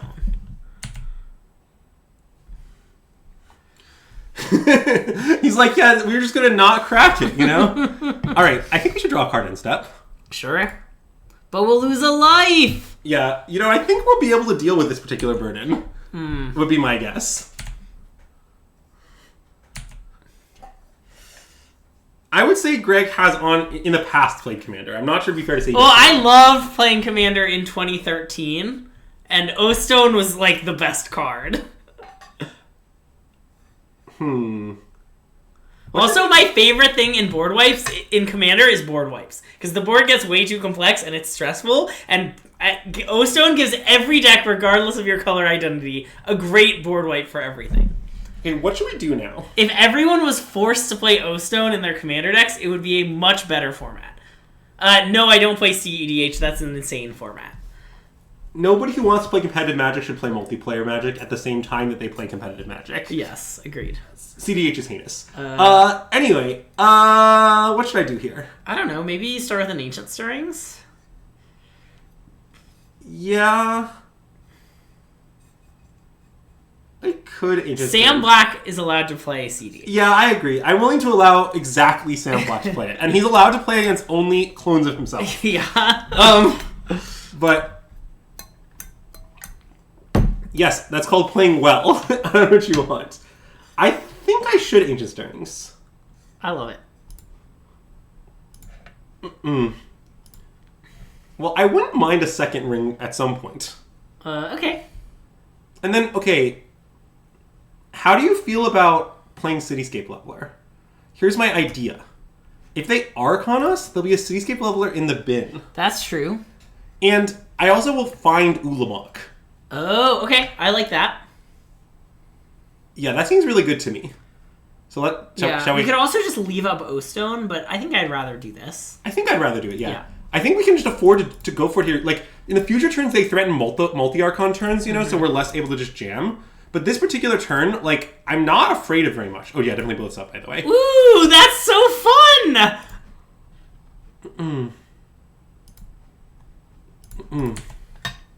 Boom. Oh, it's indestructible! It's even more fun! Oh, wait, you don't understand what's happening here. Yeah, I thought you wanted to stop taking damage. No. Wow. You can't just... The ring... Greg, it can only be destroyed in the fires of Mount Doom. So let me ask you a classic question. Is this the fires of Mount Doom? I mean, kinda. Look at that art. How do I know where that fire is from?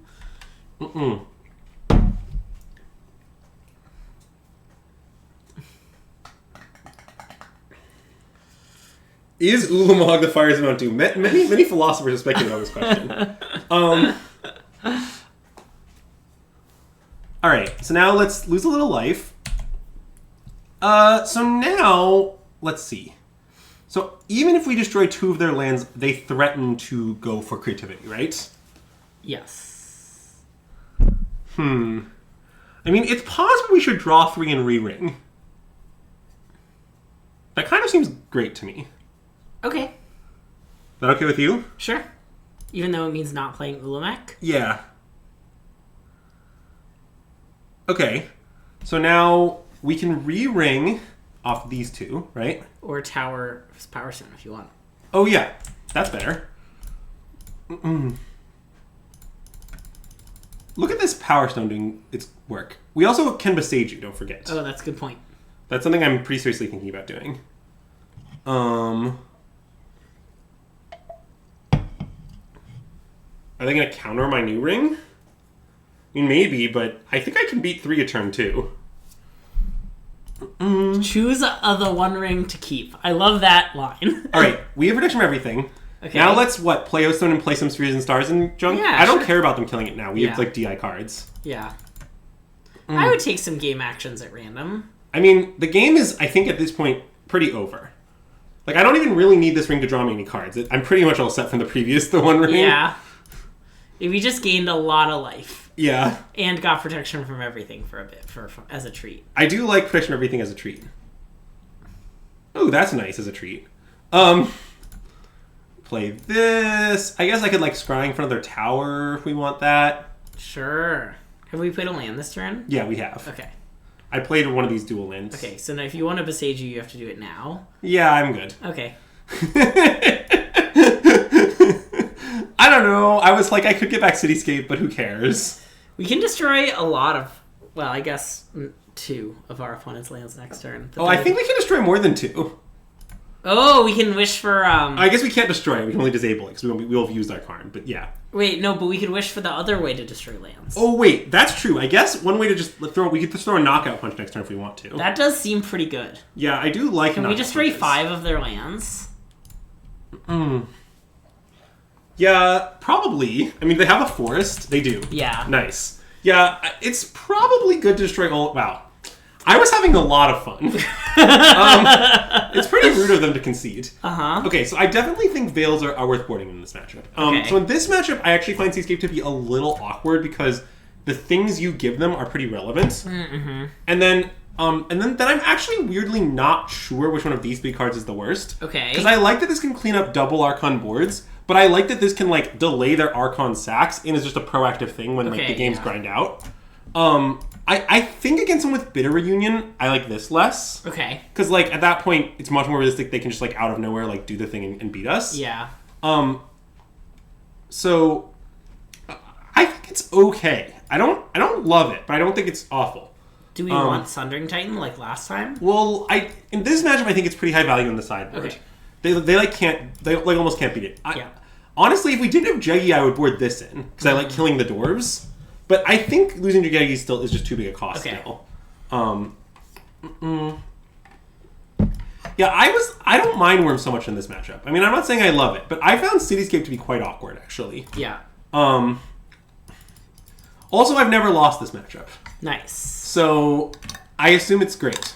XX does stop Gigantha, yeah. Well, so, yeah, the Gigantha, you can't have more than one of the same mana symbol. Famously, X is a mana symbol. Yeah. See, the thing is, like, a lot of people talk about creativity like it's a combo deck, and it sort of is, but really, creativity is kind of a control deck at this point with a combo finish. Yeah. It's not really trying to, like, go fast and do its thing, especially the builds that don't play Persist, which is most of them. And Tron's just pretty good against that. In the history of paper March of the Machine drafts, how many people do you think did mess up? Wait, do you like this hand? I think I do. It's a 6. I know. On 5, this is clearly a sneak. On 6, it's pretty close. Like... Wow, Fire Ice stopping Gigantha is very funny. So what I like about this hand is... This is something I often say about Ancient Stirrings, which is... If Ancient Stirrings needs to be a Tron piece, it usually is. If it needs to be a specific Tron piece, it usually isn't. Yeah. And this hand does, I think... Like, I think this hand's, like, pretty probabilistically likely to assemble Tron. But it might not be on 3, I guess is the issue. There's, like, a turn 4 Tron hand. And also, is this a place star on turn 1? Probably. Or a sphere? Yeah, we probably have to play... Well, I was playing to tuck one of them. Okay. Yeah, I think I'm supposed to keep this. And I think I'm supposed to tuck this. Okay. But it's these between these two, it's debatable, but I prefer this, I think. Okay, that makes sense. I like that in a pinch we can just Ancient Stirrings into a green source. True. And also I think there's a decent chance that we just do the Tron assembly thing and then we Ancient Stirrings into another threat. Yeah. So. Or just draw a Tron land now. Dang. Alright, well let's star. Yep. I mean, if we draw a second Tron the next turn, we actually have decent odds assembling on 3. I mean, it's not great odds, but it's not awful odds. Yeah, I mean, I'm not trying to make a comment about every possible build of creativity, just like the way the current creativity builds work. Like, that's why they're bad against Tron. Like, Tron just eats control for breakfast, and it turns out their deck just kind of is a control deck. Anyway, let's make green. Always make green first in this spot. Gotta see what you draw. Don't like just go to cast your spell without seeing. Okay, let's Stirrings. Yep. And part of my reasoning for the Stirrings is like, if they have Spell Pierce, which they sometimes play, and if they Spell Pierce this, like, I'd actually prefer they counter this than the map, I think. Yeah. So, not my favorite. Alright, actually, maybe I punted. Maybe I should have floated green, then like... No, wait, that's terrible. Never mind. Does creativity play ending? The answer is, I think, typically no. It's not unheard of, but it is not usual.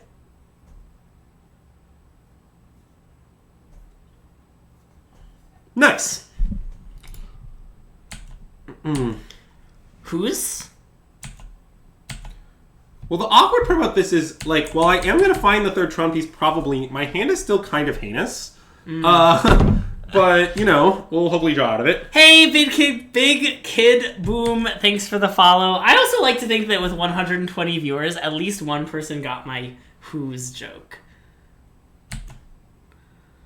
Well, maybe what I should have done last turn is to just... get a forest and play it. That's so heinous. It's pretty That can't heinous. be right. Okay, I'm off it. I think I should probably discard Veil. I think so. Okay. Well, so far, Ben White's, I have not played a single game in which the Life Blossom ring mattered. Yeah. So I wouldn't say that I've been very burdened by the ring. Have you been tempted by the ring, though? I would say I've been tempted, but my temptations have mostly just been extremely rewarded.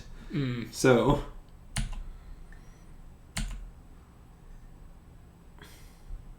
Ooh. I'm not exactly sure what we're going to get, but I predict we can get something that will help. Perhaps it's bridge time. Oh. Get wand? It's a classic wish for the wand angle. So, yeah, I mean, like, I know that our opponent probably has ways to destroy bridge, but, like... I mean, we also could get the one ring, I guess is the other option. Now, if we get the one ring, they will attack down our Karn. Yeah. But, like, the trigger will do nothing. Right. Wait, it's actually sort of close between the ensnaring bridge and the one ring. I mean, I guess it's kind of appealing to the fact that, like, if they don't have a way to kill the bridge, like, that we just win. Maybe we don't need that, though. Maybe, like, if we... Well, I guess let me start by playing this. Okay. I mean, I guess it sort of feels to me like if we play the ring and we draw 3 cards, it's just, like, incredibly hard for us to lose. But, what do you think? I think I want to get the bridge. Okay, you think that just, like, it's just not that likely to have an answer to it? Well, yeah, I mean, that I don't know, but I'm worried about us drawing 3 cards and still losing. Okay, what would that look like?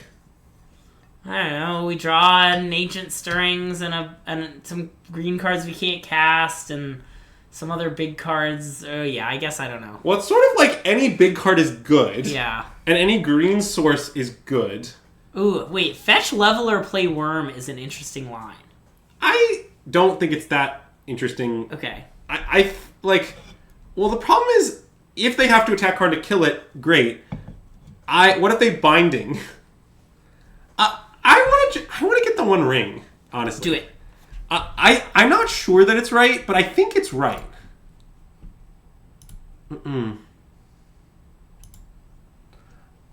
I just think that this, obviously we could draw 3 cards that are all bad, but, like, my argument is kind of like, come on. Also, that one isn't bad. Yeah. By the way. That's a whole bunch more looks and another free turn. Yeah. Well... Yeah, I mean, we're kind of coming off now. Also, I hope you like that the rings that I was able to borrow from Azax are split 3-1 in the arts. Yeah. And I put the 1 in the sideboard. That's clearly correct. So, we always know which one's the sideboard. The ring is sure tempting me right now. I feel so burdened.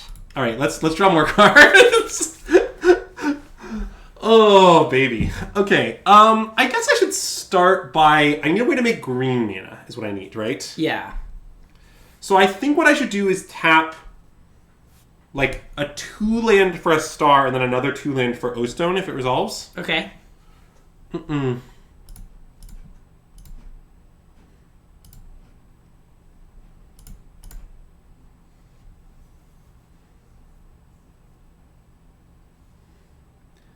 if they counter this, we'll do other stuff. Yeah. I'm not that worried. I mean, we could Veil. Yes, I think we should Veil. Okay.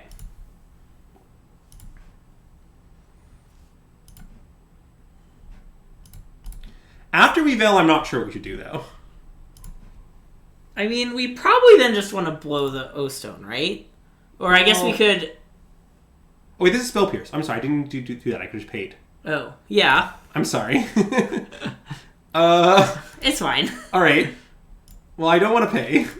I thought this was a ceremonious rejection somehow. I'm sorry. I guess we could also just play the One Ring. I think I want to play the One Ring. Okay. Isn't it just kind of great to play the One Ring? I think so, yeah. Also, if we played a land this turn, I could map first. Wait. Hold on. Let me check the game log. I don't know if I played a land in all this. Oh, I did. I started with a land, right? Yeah. Turn 5. Wait. Puts the triggered ability. Activates, burden counter, draws cards, cast star, cast stone. Nope, you have not played a land. Okay, great. Then I think we should just map for a land of some sort. Map for like another tower? Yeah, that's a fine one to pick. Okay.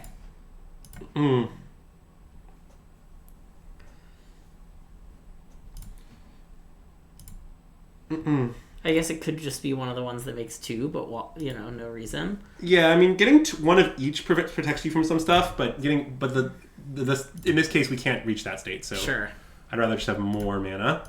And then let's play the One Ring. Yeah. I mean, our opponent can't counter it because we veiled, notably. Yep. Possibly incorrectly, but we veiled. It's fine. And now we should have another free turn to just do stuff. Oh, I did Savage Zach Kagan out in the competition of an LGS draft. That is true. The storm count's 6, by the way. Good to know. That might mean our opponent boarded in Flusterstorm. I'm not clear if the storm count leaks info on Moto or not. I would say I've never been clear about it. I think it might mean that. And then it's just we're in no rush to blow up this O-Stone, you know? We can O-Stone later. Blaststone, a great answer to Leyline Binding.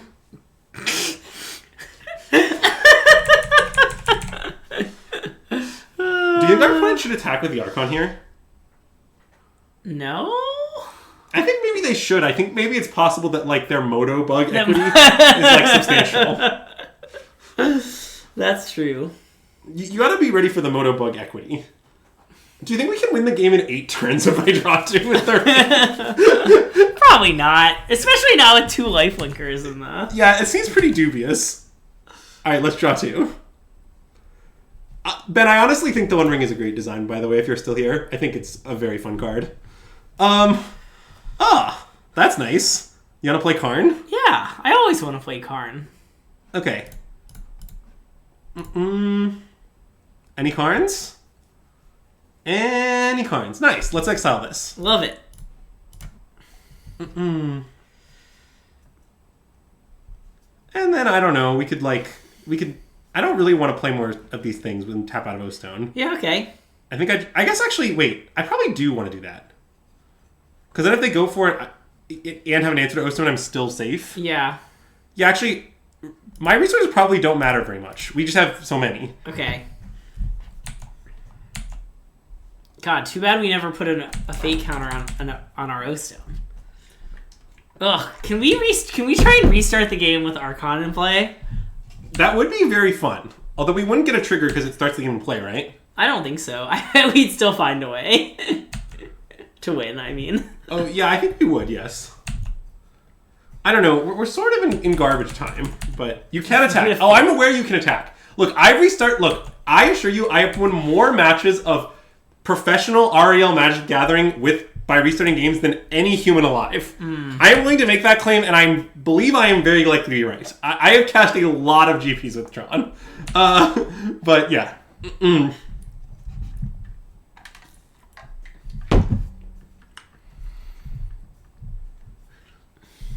I've restarted the game with my opponent's Copperline Gorge. I've restarted the game with Emrakul. I've restarted the game with Wormcoil Engine.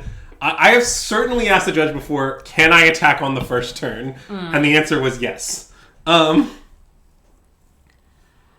get the ETB triggers too? They just start on the stack? Is that right? But they didn't enter the battlefield. Have we seen the vial of whatever from Lord of the Rings? Yeah, someone played it against me today. I think the same person that played it against you. All right, let's put a nice fake counter on Karn. Sure. I love fake counters on Karn. And then next turn we can always use O-Stone to put a fake counter itself, and then the other O-Stone can sack, you know? Yeah. Oh, look, there's the fake counter. Wow, I like how many counters have fun arts. I don't know. 8 counter, burden counter. Oh, I didn't actually realize that. That's kind of cool. Anyway, let's plus Karn. Nice. I don't think the Mana Rock with upside is that good. It is just a Mana Rock. I mean... Alright, let's play a worm. You know what? I can probably just play a second worm too, you know? Sure. I'm good. I could draw more cards. I don't really think that I need to. Yeah. I mean, have you considered, Zach Kagan, that you're my friend and that friends don't let friends play Manolith? And that card is... Well, yeah, I get that it draws 2 cards a turn once they're Hellbent. But you know, Zach, you were playing an all-in aggro deck. I bet once your opponent was Hellbent, you were dead.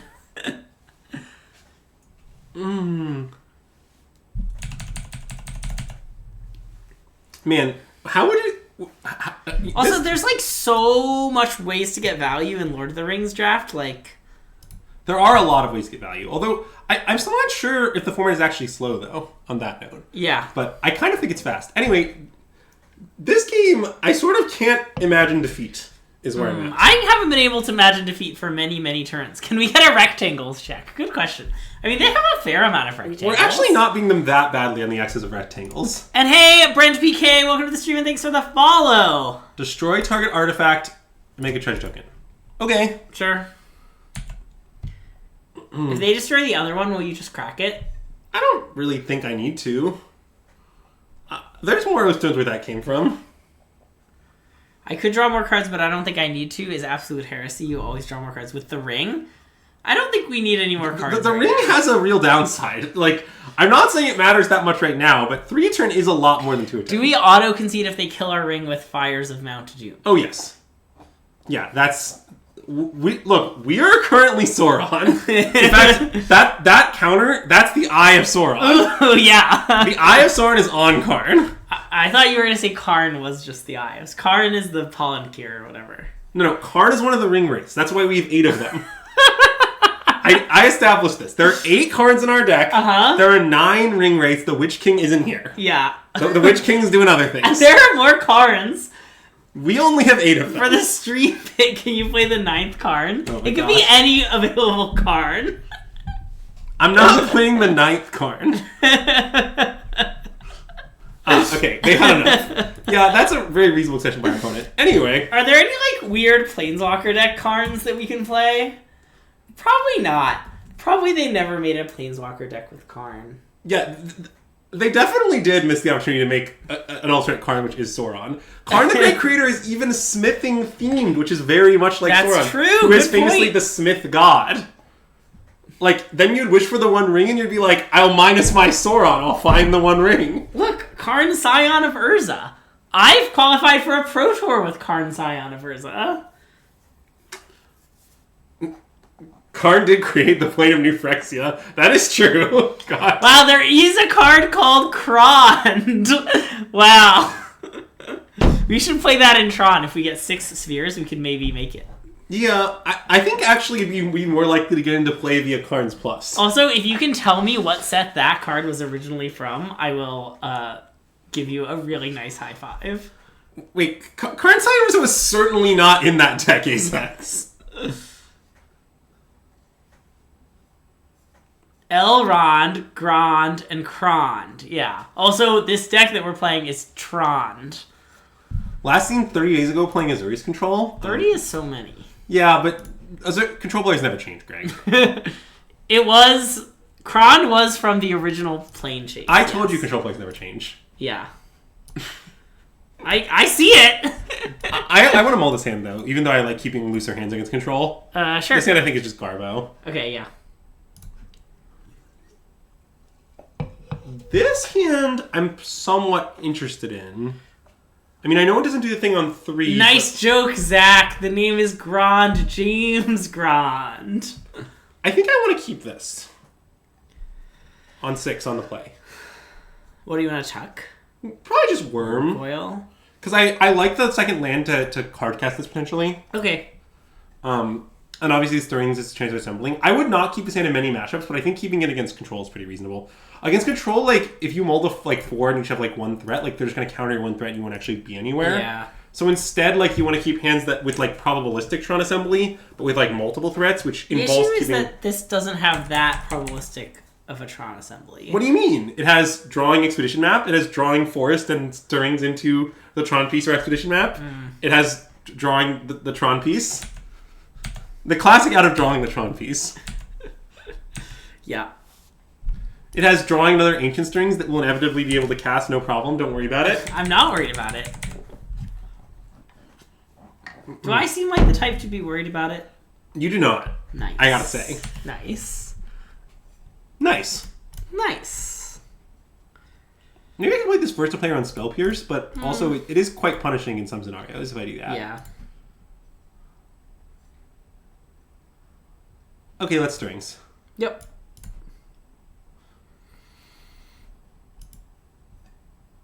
Well, it's really sad that not only are there no Tron pieces here, there are no lands or stars. This has got to be one of the worst goddamn strings I've ever seen.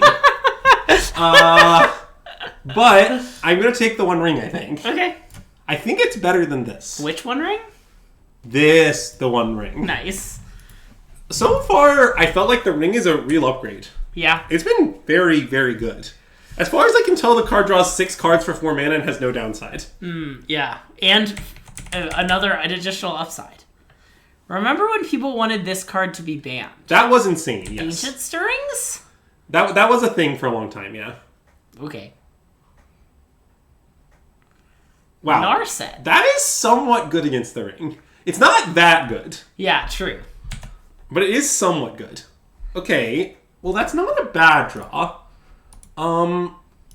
So it's possible we should just resolve our Karn and, like, go from there. Okay. I don't really have any idea what we'd wish for. We could wish for Liquimetal coating. I guess it probably won't resolve, huh? Yeah, I guess liquid metal coating... I mean, it is possible that resolving the Ring is better than resolving Karn. But, I know, but it's only drawing 1 a turn. At 1 a turn, I don't think that's true. Yeah. I sort of think we should play Great Creator. And I think what I want to do is maybe wish for Walking Ballista. Okay. Is that sane? I'm aware that the fact that you can draw Power Plant is not the argument you think it is. Yeah. You're aware that you could also not draw the exact card Power Plant? Look, but they didn't reveal Days Undoing. Yeah, I'm not going to worry about Days Undoing. Look, like, if they Days Undoing this, we're probably going to lose. And that's life.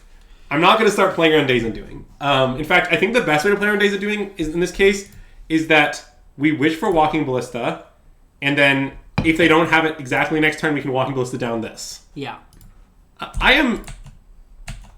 We kept this hand off logic that we could draw a green source or a map or, like, any of, like, 20 different things, one of which was Power Plants. Yeah.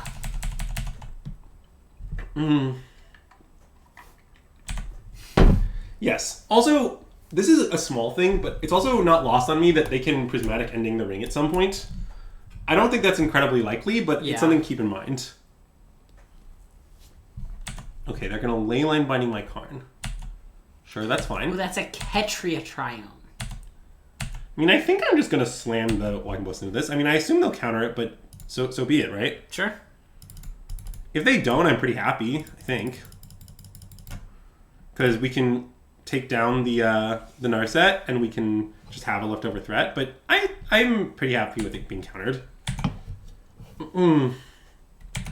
It would be nice to ever draw a forest or a Tron piece. That I wouldn't mind. Wait, or a Sphere or Star. Yeah. Now you're gonna draw the wrong Tron piece. Now that you said that. Okay. Now we kind of need to hit immediately. Yeah. Jace is gonna beat us, like, very quickly. So, Greg, how do you feel about untap, slam the Ring, and immediately use it? Don't tell chat. I think you should do it and then shame concede. That sounds good, yeah.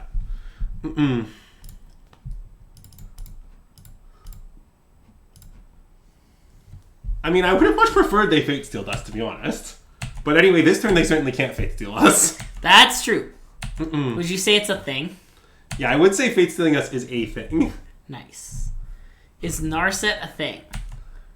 Yeah? There's no reason to fancy unless our card was bad. So the thing about this game is, like, I know we're obviously losing pretty badly, but I think we're, like, actually quite in the game. Because we're drawing 2 cards a turn, and if we draw a power plant, I think we're pretty okay. Yeah. We'll, cast... Like, at that point, we do something like cast Cityscape Leveler, kill the Leyline Binding, get back our Karn Grit Creator, proc our Sanctum Mugen, find Ulamog, wish for Pithing Needle, play it. Yeah, okay. Is roughly our turn in that situation. Like, I think that just might be good enough. Yeah. The One Ring. I see. All right. 1 rings for everyone. There should not... It should have super legendary. Only one person can control the One Ring. It should have old school legend rules. I mean, it's also pretty weird how good the ring is with the ring. If we're being honest. Yeah. Worm Coil. Just what we needed. Cityscape Leveler. Alright, let's buy Jagantha. Okay. Actually, I probably shouldn't. I might discard a hand size. Yeah, okay. It's fine. Old school legend rules are not the fires of Mount Doom. That's a good point. Yeah, I mean, I guess I could have responded to that, but I wouldn't have drawn any cards. Yeah, it would have been funny to respond, actually. Yeah. I maybe should have responded for the memes, but... I feel a little ready to take a game action, although I guess the thing that you described could still happen. I'm still not sure we're dead if we draw Power Plant. Whoa, a snow-covered island. Okay, I mean, if this is Days Undoing, I might concede. It's not. Okay.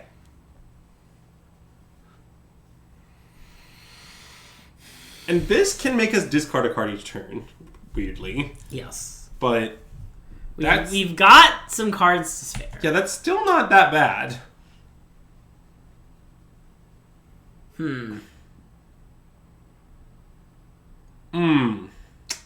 Yes, Days Undoing in our draw step. Alright, I'm good. Okay. And we're just, like, literally dead because they have the Gaia Reach. Yes, we will never see a card ever again. Yeah. That was game. Alright.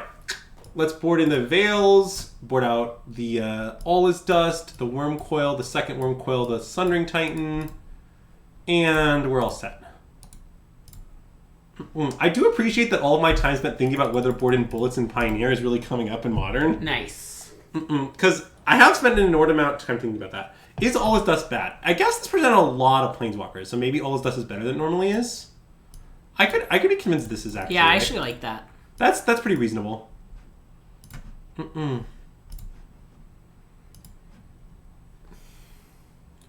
When does Jaggy get boarded in? It does not. When you pay 3 mana.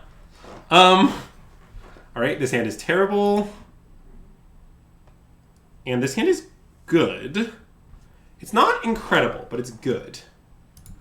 The Tuck is pretty interesting, because the bonus land with the Ulamog in hand is pretty real. But I think it's probably still their second Urzumine. What do you think? Oh. Yeah, I think so. I mean, could it be the Ulamog? I don't think... Like, the game will go long. Ulamog will be good eventually, I think. Okay. I know that Ostone does nothing right now, but I think that Ostone will be fine. I'm inclined to just tuck this. It could be wrong, but what I like about this is that, like... Well, okay, when we're shuffling, that does not matter. I'm not saying I'm worried about Ulamog being at the bottom of our deck. Yeah. I could not care less about that. I'm saying I just want it in my hand because, like, the game's going to go long and I will just literally cast it from my hand. It won't even take all that long. Yeah. You did say at some point that it would be best if Ulamog was always on the bottom of your library. Yeah. And you just had the chance there and you didn't do it. Okay, I admit that, again, specifically Blue-White Control, I'm happy having my opening hand. Nice. Oh, look, there's Urza's Mine. Thoughtseize Bug. Yeah. Anyway, let's Sylvan's Grinding. Ooh, they have a counterspell. Good beats.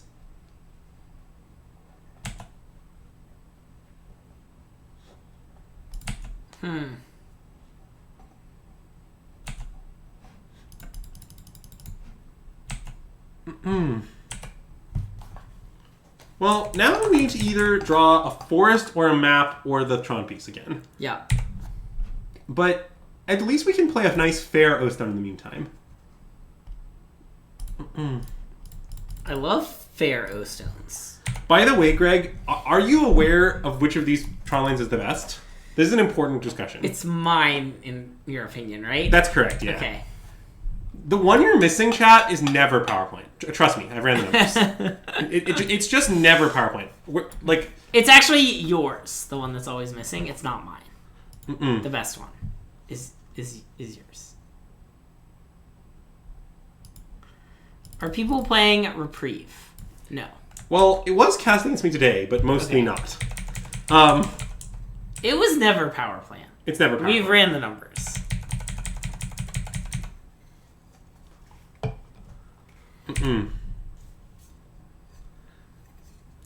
So, like, basically, like, whenever, like, you often draw, like, 2 or 3 power plants, whereas, like, mine you're often missing, so mine is better, yeah. That's the point. But, yeah, well, yours. I think Reprieve makes some sense if you're playing, like, some sort of mono-white deck, such as mono-white Hammer. But I'm not sure if you really should be doing that in your Hammer deck to start with. So, hard to say. Ooh. Nice. I mean, we definitely find this. Yes. And I don't really want to all as dust a random to fairy. Okay. I think I just want to play O-Stone. Okay. Right? I like that.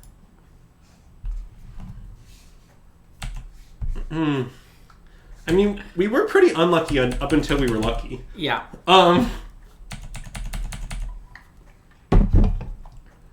yeah, we could have bought Jaggy. Oh, I guess maybe I should have bought Jaggy. I was thinking of putting a fake counter on my own O-Stone, but that's pretty low priority. I probably should have bought the Jaggy, yeah. Well, to be fair, we are undefeated in games we've gotten crumbled. So, you know. Yeah.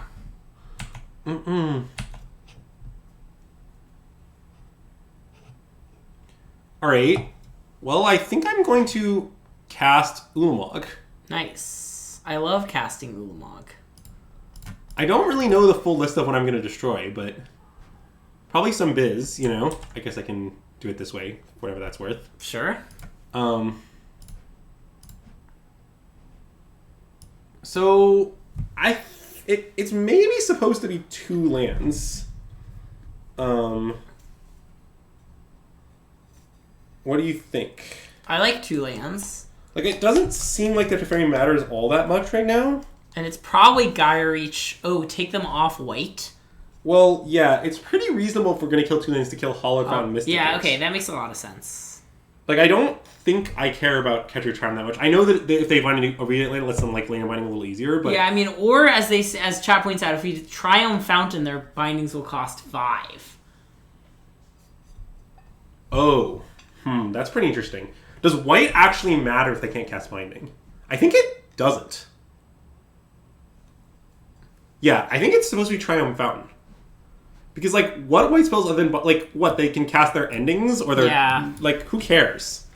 Okay, I'm in. Yeah. Notably, this is actually really awkward if they have binding in their hand right now. Well, they could just float 5. That's true. No, wait, it's still... But then... Well... But then they're letting the Ulamog resolve. But I guess then they maybe just, like, clean up the O-Stone in some way. Binding the Ulamog. Well, sure, but then we... Okay, well, they've conceded. I mean, I think that was a pretty wise concession on their part. Okay.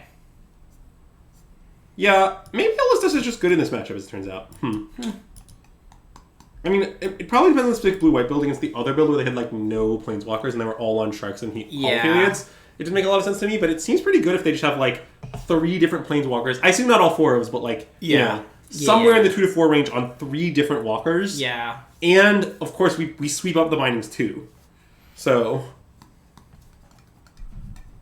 the thing about binding is that it is all. Yeah, that is correct. Ooh, yeah.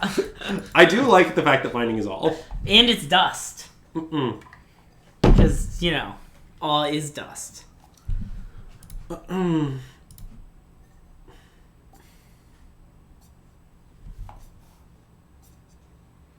This hand is close, I think. How do you feel about blue-white. Against anything else, it's a clear mulligan. Against anything else that isn't blue-white, it's an obvious mull. Yeah. I mean, it is 2 Tron pieces, pretty much. Because, like, well, because Flusterstone doesn't even countermap, although I guess by ending does, but, like, it's, like, roughly 2 Tron pieces. Why doesn't... Oh, right. Flusterstorm is just instant or sorcery. Flusterstorm just doesn't. But it's maybe our fair game isn't good enough. I think I want a mulligan. Yeah, I sort of think I want a mulligan too, but it's close. Like, I think I'm trying to characterize what I don't like about it. What I don't like about it, I think, is, like, I really like having slow hands that are, like, good at playing fair games or having written outs to assemble. Yeah. I don't know. Maybe this is fine because of the one ring. You would snap keep? I definitely don't think it's a snap keep. It's okay. Like, their deck is still pretty bad against us just, like, having it. Like, just assembling. Although, I guess they're on the play, which means we should keep even, like, looser hands in some sense, because they're more able to disrupt our, like, yeah, okay, we can low keep card. On that logic. I think I want to keep, but it's close. I don't really care about the Sage for land thing that much. Like, it's not like our late game land searches will then be bad. We still have, what do you call it? We still have Sanctum. Like, them being marginally more limited is, like, I just think not that big a deal. Also, most of our land searchers here are going to go towards assembling. Yeah, and hey, Rasco, welcome to the stream and thanks for the follow. Yeah, and I am going to play the map, even though it's a little dubious to do so. Yeah, I mean, mostly I want it to resolve. Yes. I think, basically, I think claiming this hand as a snap keep is wild. Claiming it's a keep is very reasonable. Yeah. No, I don't think that's true, Shadowless. I think that as long as our land searchers can find something good, which good thing is relatively unimportant. Also, we may not end up doing the thing that you're afraid of us having to do as a fault for that.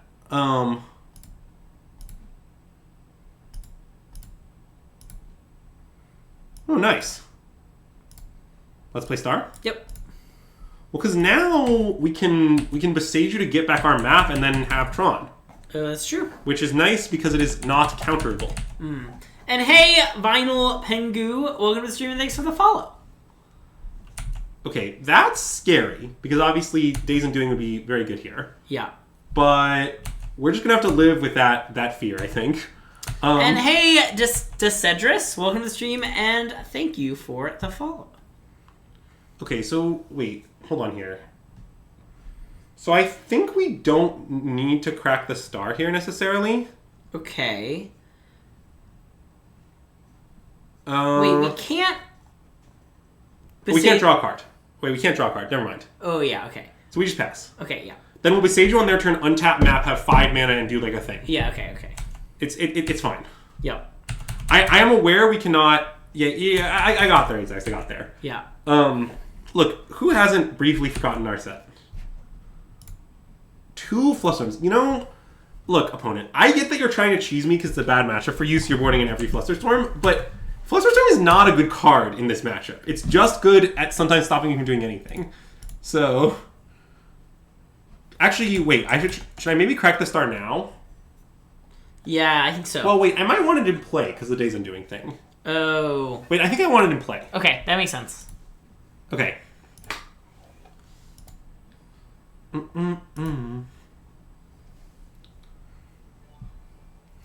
Yeah, Mac, thanks for the gift sub. Well, gifting it to Kane is a real like insider trading situation. Yeah. Do you think that Mac hacked the algorithm to make that happen? Maybe.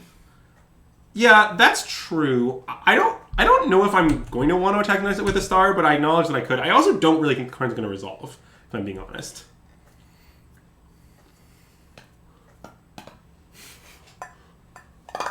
All right, let's expedition map. Nice. All right, and we need mine because you're never missing power plant. Yeah. As everyone knows. Yeah, I think I'm down to slam Karn. Wow, Mac just gave a gift sub to Jesse. Jesse, you better make use of those emotes. That's great. Mac is really playing the bit, and I'm here for it. Yeah, I think I want to slam Karn. Okay. And I'm trying to figure out if I want to attack their Narset with my Karn. I'm not sure that I do. I always forget the Sam Islandfelt mono red emoji. It's a great emoji. It's fun for the whole family. Okay, so they're making me discard a card in response to that. I mean, I think I want to discard other Karn, even though I know this one might not resolve. Sure. Does that seem reasonable to you? I think so. Why not discard the One Ring? Well, I think Scrying might be good. Oh, One Ring might be bad because of Narset. Wait, let's just discard the One Ring. Okay. And, like, if we end up killing the Narset, then we'll be happy. It's fine. Yeah. That is Sam Islandfelt, yeah.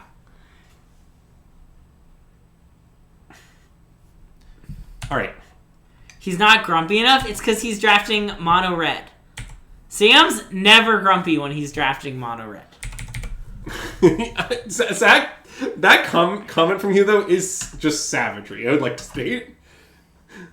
Anyway, so I assume they're going to make us do the thing here. Like, they can just make us discard another card. And yeah. Probably should. I think at this point I will discard the Sylvan Scrying. Okay. And are we going to Cityscape? Okay, wait. I have a judge question. Uh-huh. So if I use Chromatic Star to pay for Cityscape Leveler as a mana ability, like, do I get to order the triggers how I want? Like, can I kill the Narset before I draw? You understand my question? Chat seems to think yes. Holy shit, a snake eating Sam. The triggers after? But, like, what? Okay, but... Yeah, but I don't know where the... The star creates a trigger and Cityscape Leveler creates a trigger. Yeah. And I don't know if... It depends on, like, the order of phases of casting a spell. Like... Azax, your range is too balanced. I don't know why. I'm not going to do that because the card's not going to resolve. I might be too scared to do it. I might just play Cityscape because I'm afraid. Is that reasonable? I really don't want to lose the card. I think it is very reasonable. Well, yeah, this is a star. So it's not a sphere. I'm gonna make this play because I don't know what will happen. Okay, you've been called a coward by Azax, though. What I'm doing here is pretty cowardly, but it's because I don't want to lose. Yeah. See, something people don't understand about me is I like winning a lot, and I'm very concerned that this will result in me losing. You see, I didn't become an incredibly serious competitor at a random card game because I do not enjoy winning. That isn't really how I got here. I, in fact, got here because I enjoy winning an immense amount. But I think what you did was the most ruthless play. I think it was the ruthless play, given that I am not confident the rules work that way. But I'm so punished.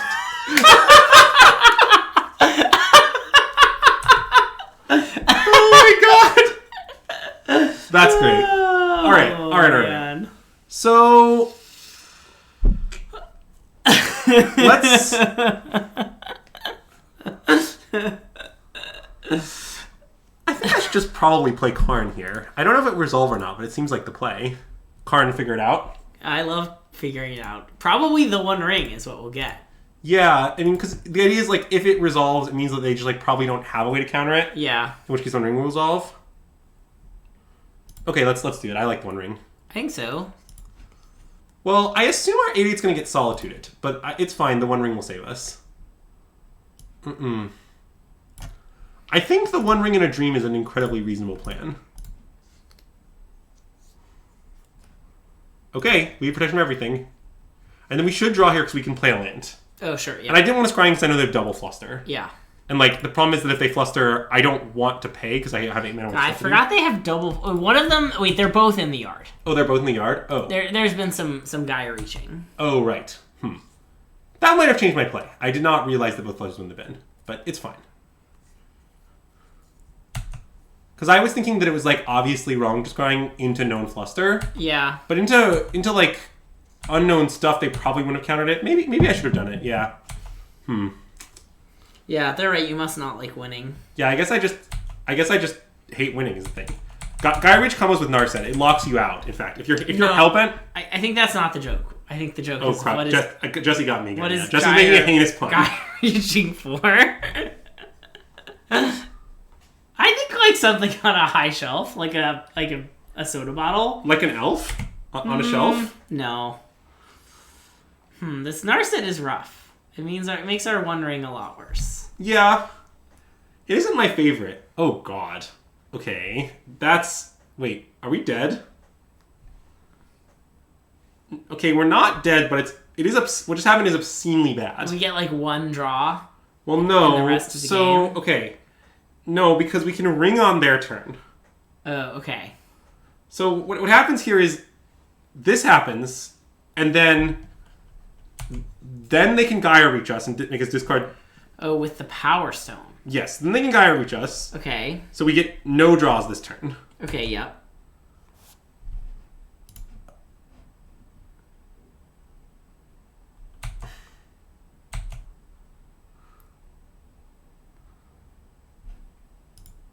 But I was thinking, oh wait, no wait. So we still get a draw this turn, yeah. Right.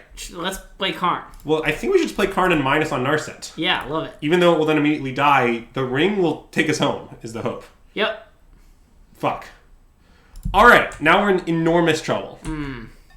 So we still get to ring on their turn. So yeah. There's that.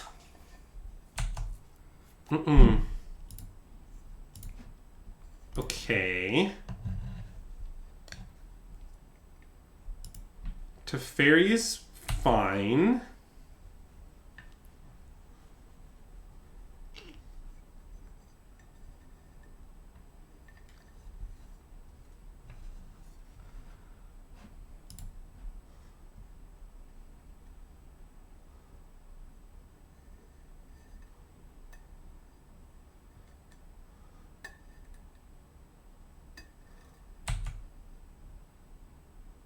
Okay. So wait, so what that does is now they sort of countered our ring draw is basically right. What ends up happening here.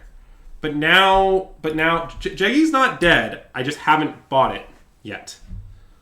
But now we get a normal draw step because the Gaia Reach is tapped. Yeah.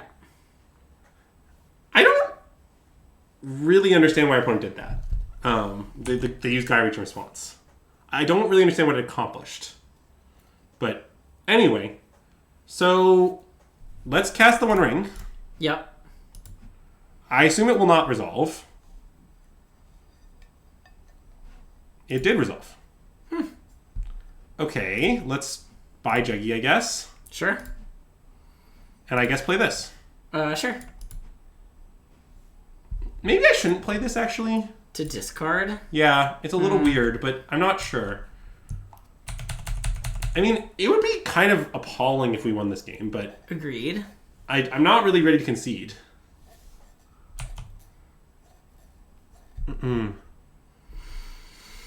Alright, well, this is definitely a try-to-draw angle. Oh, hope Moto messes up? You never know when there might be a Moto bug. Dang. What if, though, we later kill this binding and it still has the burden counter on it? That is true. We are risking negative variance Moto bugs, but, you know... I think on average, when we're really far behind, we needed the Moto bug much more than they do, you know? Yeah. So it's still good EV to go for the Moto bug. I like how their rectangles move around a lot. They do move quite a bit.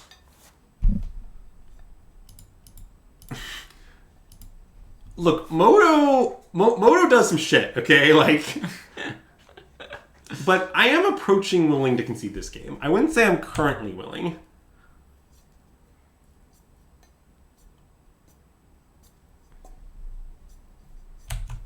Okay. Opponent deciding they really need to collect this Pluto Delta before they Gaia Reach shanked at us for some reason.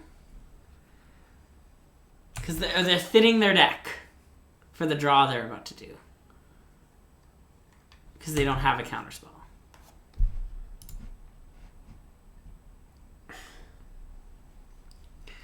They discarded Reprieve. See? And people said no one would play Reprieve. Also makes no sense for this particular deck to play Reprieve, by the way.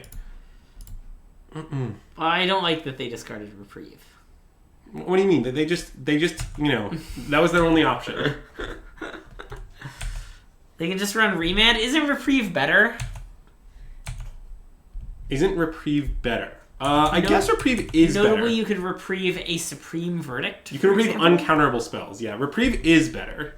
But it's not blue and they run Force of Negation. That is a good point. Yeah, but it's just a Solitude. But being blue and being white are equally good, yes. Mm-hmm. And so it does seem to me that it's probably better.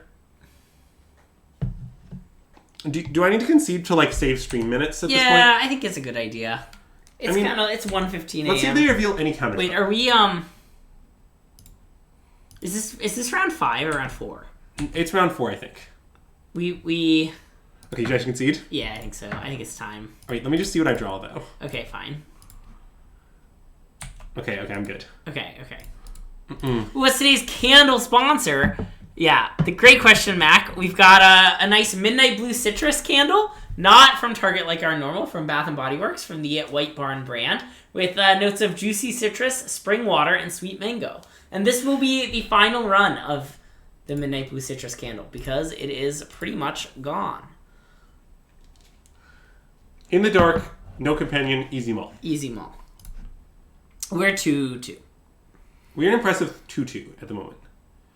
We've lost 2 buys.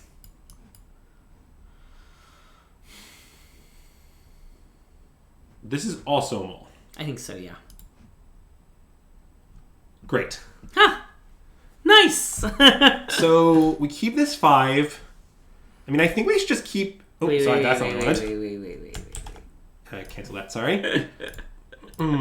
Just keep the 2 payoffs and the 3 Tron lands. Yep. Love it. A classic full house Tron lands over payoffs. Love it. We need to bottom mine. Yeah, that is true. I do like bottoming mine.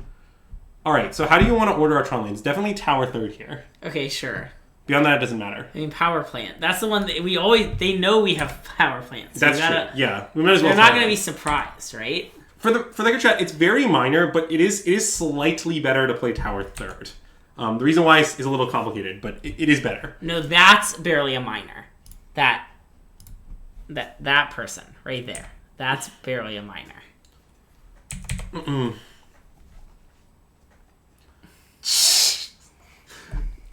Well, our opponent, I think, is playing Cabal Coffers. Okay. Which is a deck that I imagine cannot beat Tron. Nice. But, I guess... Sorry, this is wrong. I should play the 1 ring and draw a card first. Yeah. Even though it's pretty likely I'll then play O-Stone. Well, if we get hit... We actually can't get hint. So...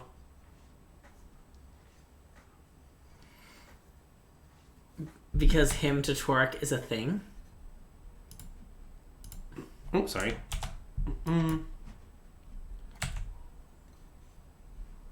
Wait, this deck has 8 fields? Is that actually true? If it has 8 fields, it might be. Although it's also possible the deck is so bad you can win without Tron. But yeah. You should know, by the way, so here's a fun fact for you. Way back before MH1 or MH2 is printed, there was a deck known as Ponza, which was a land destruction deck. Literally a deck based around destroying lands. And what you should know about this matchup is that I won it more than half the time with Tron. God, I love how we just have an extra one of whatever. Anyway, just play Ulamog. Don't even draw the 2 cards. Just mech them. Wait, how about I Ulamog them, then I draw the 2? Fine. That's some nice sequencing. I like the sequencing. Also, I'm going to leave them with Cabal Coffers. That's really funny. That's much funnier than leaving them with Swamp.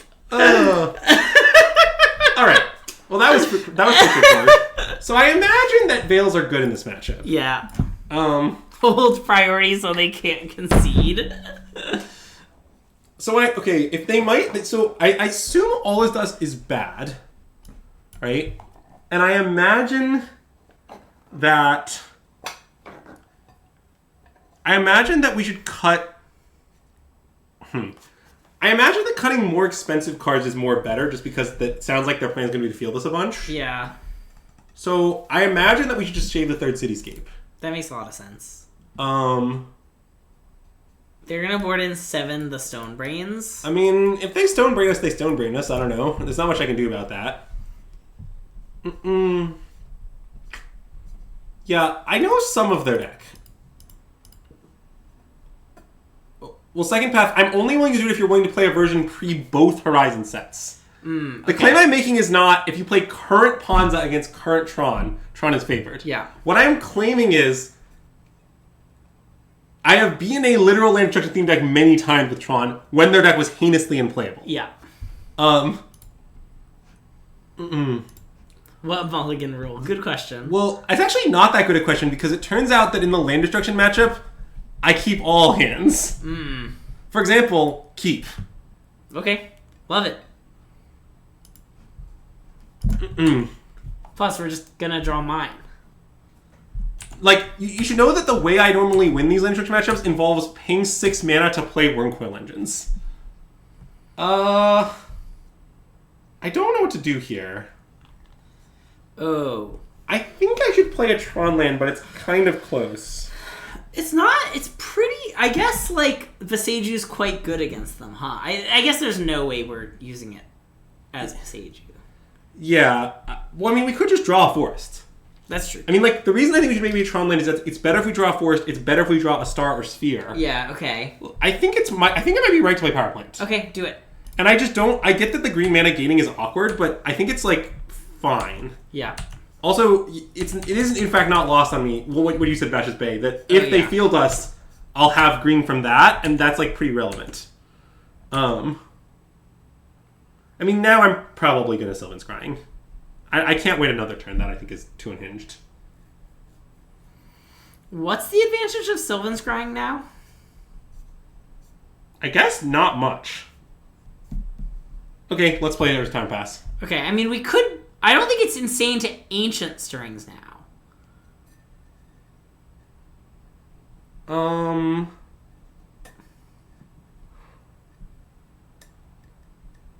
No, I think I want to play Tower. Okay. And hey, ConnorMan11! Welcome to the stream, and thanks so much for the raid! If you're coming over from ConnorMan stream, we are System Magic. I'm Greg, this is Andrew. We are playing some The One Ring Tron in Modern. And thanks, Bash is Bay, for the follow. Welcome to the stream. Alright, so we did, in the end, reach this game state. Okay, yes. Which is so we kind of got rewarded for all our greed. Okay. And now I think my intent is to Ancient Strings because you want to scrying later to find the Tron land you don't have, essentially. Yep. So this is more likely to find one of the two Tron lands. Okay, it turns out it didn't. Yes. But that's fine. I think I'll just take map, play Besagio, and scrying now. Okay.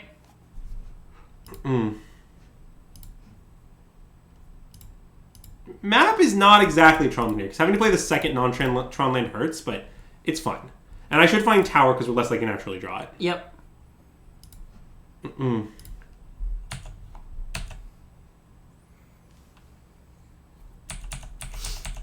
And I believe if they do something like Surgical, the Surgical like they're most likely to have is like Necromancer or something. Sure. In which case, I don't know, it's kind of weird which one we should get then, because like there is a 2/2 that we get, which is weirdly not irrelevant. Yeah.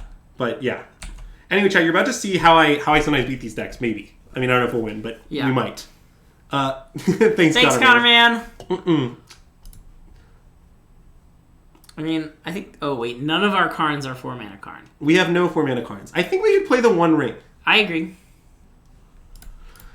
Do you... I mean, I think the One Ring is likely very good here. It will draw us some lands. Maybe this was a punish for getting this tower, but I don't know. In the end, we're probably just going to keep tutoring for them, and like we have plenty of towers in deck. Yeah. And I think there's no reason to use this now. Okay. I mean, when you say they might Karn me next turn, which Karn do you mean, per se? My bigger worry is running out of forests. Well, I don't think 4-mana Karn is all that scary. I mean, it's a little scary. The scary part is I get that it can like start blowing up our lands eventually, but... Okay, well, they played Night's Whisper, so... Like, if they went Cavalcoffers into 7-mana Karn, that would cause us to lose the game. Yeah. 4-mana Karn, I'm not saying it's great for us, but it's quite beatable. Yeah, I agree with the statement that their deck is very bad. Let's lose a life for our burden counter. I think I want to draw more cards. I know we're risking hand size, but I'd really like to draw a land. We could Stirrings into a land. Yeah, but I'd prefer to draw one. Okay. We'll find the One Ring at some point. Yeah, we're fine. So now we do this, and then this is Tron assembled for one thing. But obviously they have another Field of Runes, so we're not going to get to do that. So I imagine we should play map and play Karn. Okay. Right? I love that. Like, I don't think there's much point in cracking the map here. Yeah. I have no idea what we should do with the Karn, but I think we definitely want to play it. I mean, do they have ways to kill Karn? I guess they have Invoke Despair is in their deck? Or is it? I don't actually know. Invoke Despair is maybe in their deck, yeah. Okay. I mean, what would we want to wish for? Needle Demolition Field? I mean, we could do that. I'm not that into that. I mean, do you want to get Liquid Metal Coating? Oh, wait. Liquid Metal Coating is pretty reasonable. I mean, if they have a way to kill Karn, it's bad. That's why I was asking how they were going to kill Karn. But, like, if they kill Karn, we'll just, like, draw 3 off the ring. Okay, good point. Wait, I kind of love getting Liquid Metal Coating. Okay. I guess they're pretty likely to kill it. I don't know. Maybe that's insane. I don't like getting the Stone Rain. And hey, it's Adro. Welcome to the stream and thanks for the follow. Well, we could get Coating next turn, but then we can't start destroying our lands. Yeah. I think I want to get Coating. Okay, I love getting Coating. But I just feel like they're not that likely to be able to kill Karn. Maybe I'm foolish. I don't know the full deck list. Yeah. I know the gist of it. Hey, Young PZ420, welcome to the stream and thanks for the raid. Man, a lot of raids today. Well, I sort of think if we stream later at night, more and more people go to bed. I guess that's and true. Then raid us. Yeah. Well, we really appreciate it. If you're coming over from Young PZ's stream, we are System Magic. My name's Greg. This is Andrew. And we stream on this channel pretty much every weekday. Sometimes we're going to raid at night, sometimes in the middle of the day. I don't think Stone bringing their Karn matters all that much. Okay, yeah, there's a... Yeah, thanks, Young PZ. Probably not too much stream left, but that's okay. There's some left. Dang, I was wrong. They killed the Karn. Yeah, good beats. I'm pretty down to draw 3 off the ring, I think. I feel like we'll figure out the ring. I think so.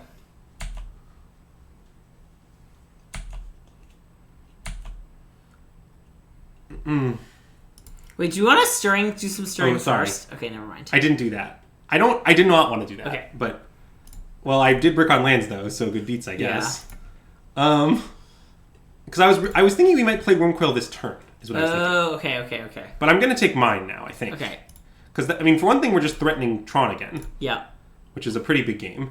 And then we can just, like, play some of these assorted things to, like, get our hand smaller. I love that. So let's see, like... I need to have 2 mana so I can, like, play a sphere.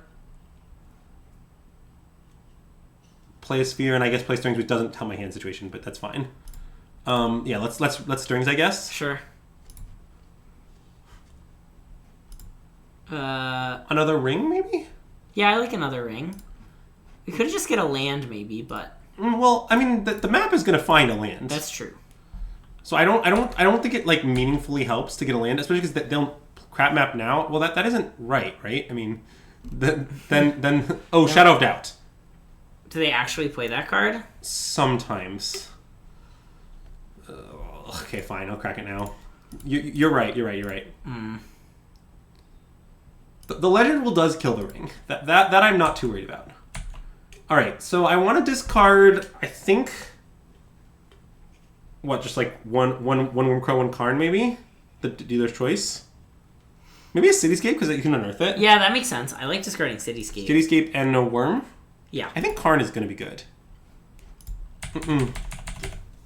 Yeah, our record is quite medium, but we are hopefully going to win this game, and therefore this match. Yeah, I mean, I guess we're getting burned out a little, but I think just somehow we'll find a way to not let that happen. Yeah. And hey, Apple ND, welcome to the stream and thanks for the follow. I mean, we certainly will test Legend Ruling the Ring because, like, we're pretty likely to just play the ring next turn. Yeah. So, one way to protect your Planeswalkers from Invoke, by the way, is to play the One Ring. That's true. It's a nice way to protect them from Invoke. Wow, a lot of discarding to hand size going on here. You do love to see a game of Magic where both players discard to hand size on the reg.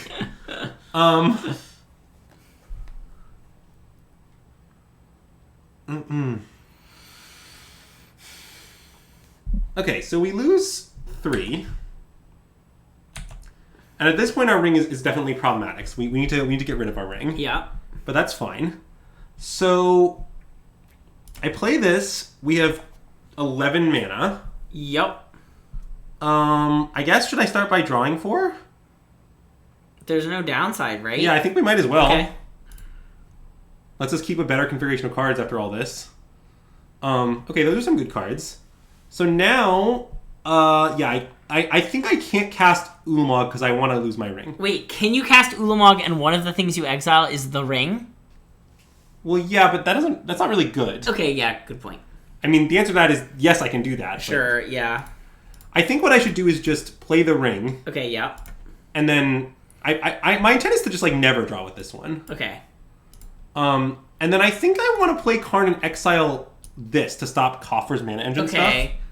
That makes a lot of sense. I mean, we could also play Wormcoil with the idea that it gains us some life, but... But I don't care. For this turn, we're safe. Well, and I think next turn we might be able to... They might not even have enough mana to cast the stupid Invoke. Okay, sure. Which is the card we're afraid of, right? Yeah. Also, Invoke doesn't kill, so we just control, like, a creature and a Planeswalker. Yeah. So I think this is right. My prediction is that next turn we'll just, like, figure it out. Like, it'll be fine. Yeah. Okay, and I guess it's now time to discard this Liquid Metal Coating we wished for. Yep. And O-Stone? Yep. Maybe Star, actually. Sure. Why? I think that's how the ring kind of goes. Like, I don't know. And hey, Bubble Tea S. Gotwick. Bubble Tea's Gotwick. Welcome to the stream. Thanks for the follow. Yeah, so, like, next turn, we can, like, exile... So, like, they play a land up to 7, we exile land down to 6, then we Karn 2 of their lands down to 4. Oh, wait, they're going to field us, but... Wait, they're going to field the tower, though.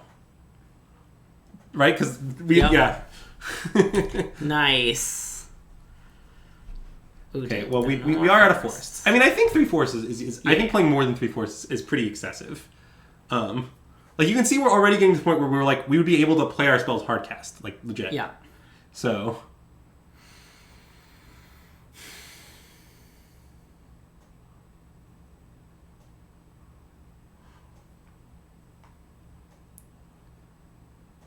They're trying to invoke. Yeah, I think they are trying to invoke, but that's not going to work. Another, what is this, March of whatever? Okay. So... Okay. I guess my Karn's dead. I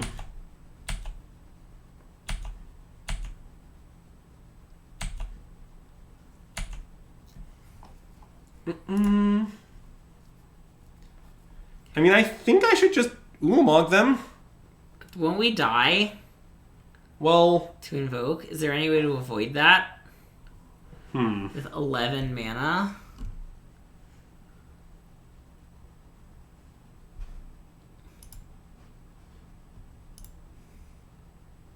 Well, I can't... Karn plus Karn Wormcoil has 13. is not a legal play. And we only have 11 mana. Maybe I screwed it up by playing the Karn over the Worm. I guess I didn't think that hard about what happens if they kill the Karn. Yeah, let's crack our spheres. I'm actually pretty down for that. Yeah. I mean, maybe I should have also used the ring, but that seems like it's very dangerous. Yeah.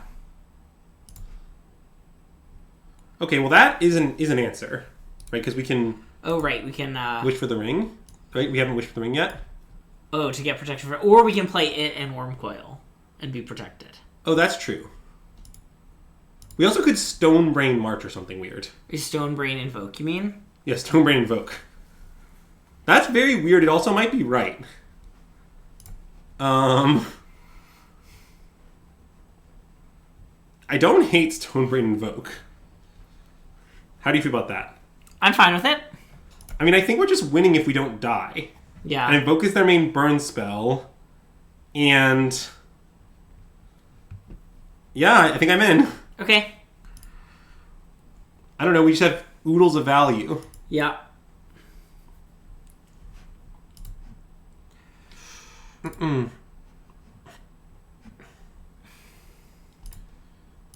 I mean, Azax is maybe sad on this, but it's, I'm pretty sure, the right play. And the card's name is Invoke Despair, yeah. Yeah. Oh no. Well, it's okay. Still name Invoke. Oh yeah, because we get their think hand. They have it in their hand. Wait, this is hilarious. Okay. Invoke. This doesn't even work. Yeah. I mean, I'm fine with Thought seizing their Invoke Despair. Yeah. Wait, oh, it's only players can't search their libraries. Wow! Oh my god! Alright, so there has Oblivion Stone, Stonebraze, Thoughtseize. Okay. And their deck is a Kozilek, 4 Karn the Great Creators, and garbage, as far as I can tell. Yeah. Look, that's what...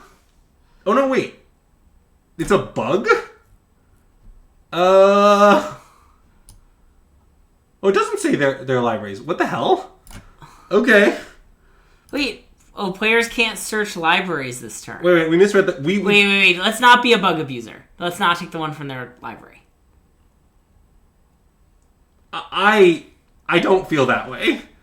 I don't know what's happening or why this is happening. I do not know what's supposed to happen. Okay. You're like, this is a bug. This is clearly a bug. I'm like, what is even like? I guess. Why? I'm just worried that's just what's supposed to happen, but maybe it's not what's supposed to happen.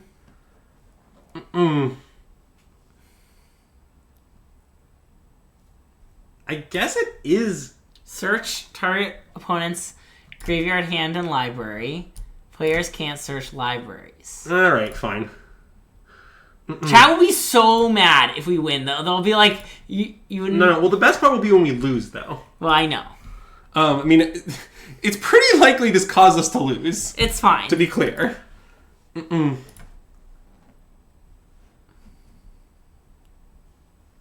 Bullying works, chat. See, now we're honorable. Well, we might be defeated honorably, but yeah. It's okay. We'll win game 3 easily. I mean, mostly the way I feel is just I'm not quite as confident as the room is regarding what is supposed to happen. But yeah, I mean, I'm aware that I can still bring them again. Okay, that's annoying, sadly. It is our last tower. Yes. But so be it.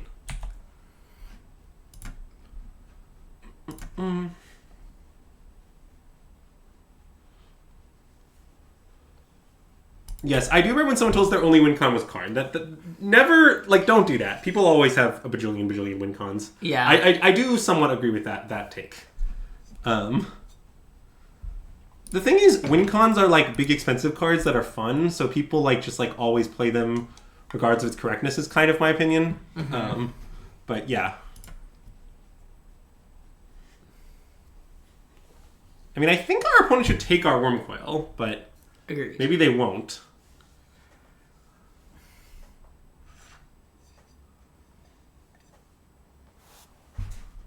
They took Karn. Okay. A little strange, but fine.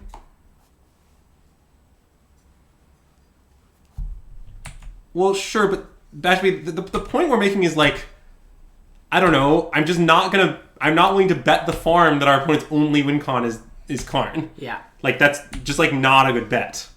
Like I understand this is the way it would end up happening, but it's sort of like, well, something would have happened.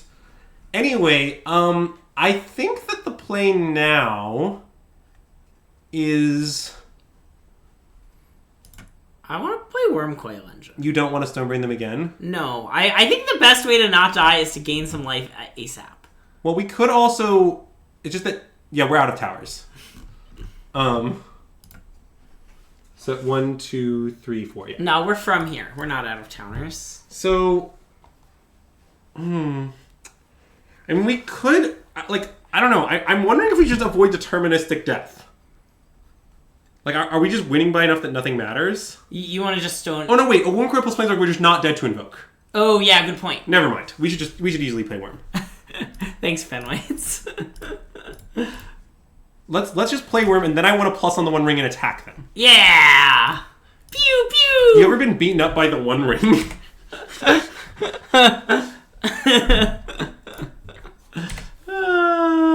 Needle Fable, so they can't copy Kozilek. Good. I do want to make sure they don't copy Kozilek. Hope they push it or something. I mean, that would be funny because it would mean they have Fatal Push in their deck. Wow, did they draw it? Are they gonna? I think they're trying to activate Oblivion Stone. Nope, they're marching. I see. Okay. I mean, if they don't stop this Wurmcoil, it is probably going to beat them. Though that means I saw the Cityscape in the bin. That's a little sad, but I feel like we'll be okay. Yeah. Ooh, nice. Now we can blow up their Roasted and give them a Power Stone. Yeah. A stone for stone trade, if you will. Actually, wait. Should I just unearth the one in the bin? Probably should. They can't respond, right? Yep. And one of their... Wait, they have 2 cards. One of their cards is the One Ring. Oh, wait, no, they just can respond. Wait, this was foolish, right? Well, they didn't. Huh. All right. We did it with such confidence that they figured it works. So, Okay, now I'm no longer scared of death. Yeah, I mean, now I think the game's going very well. I mean, maybe we could lose some sequence involving them playing Coffers and Kazuma. But they also need... But like, I don't know.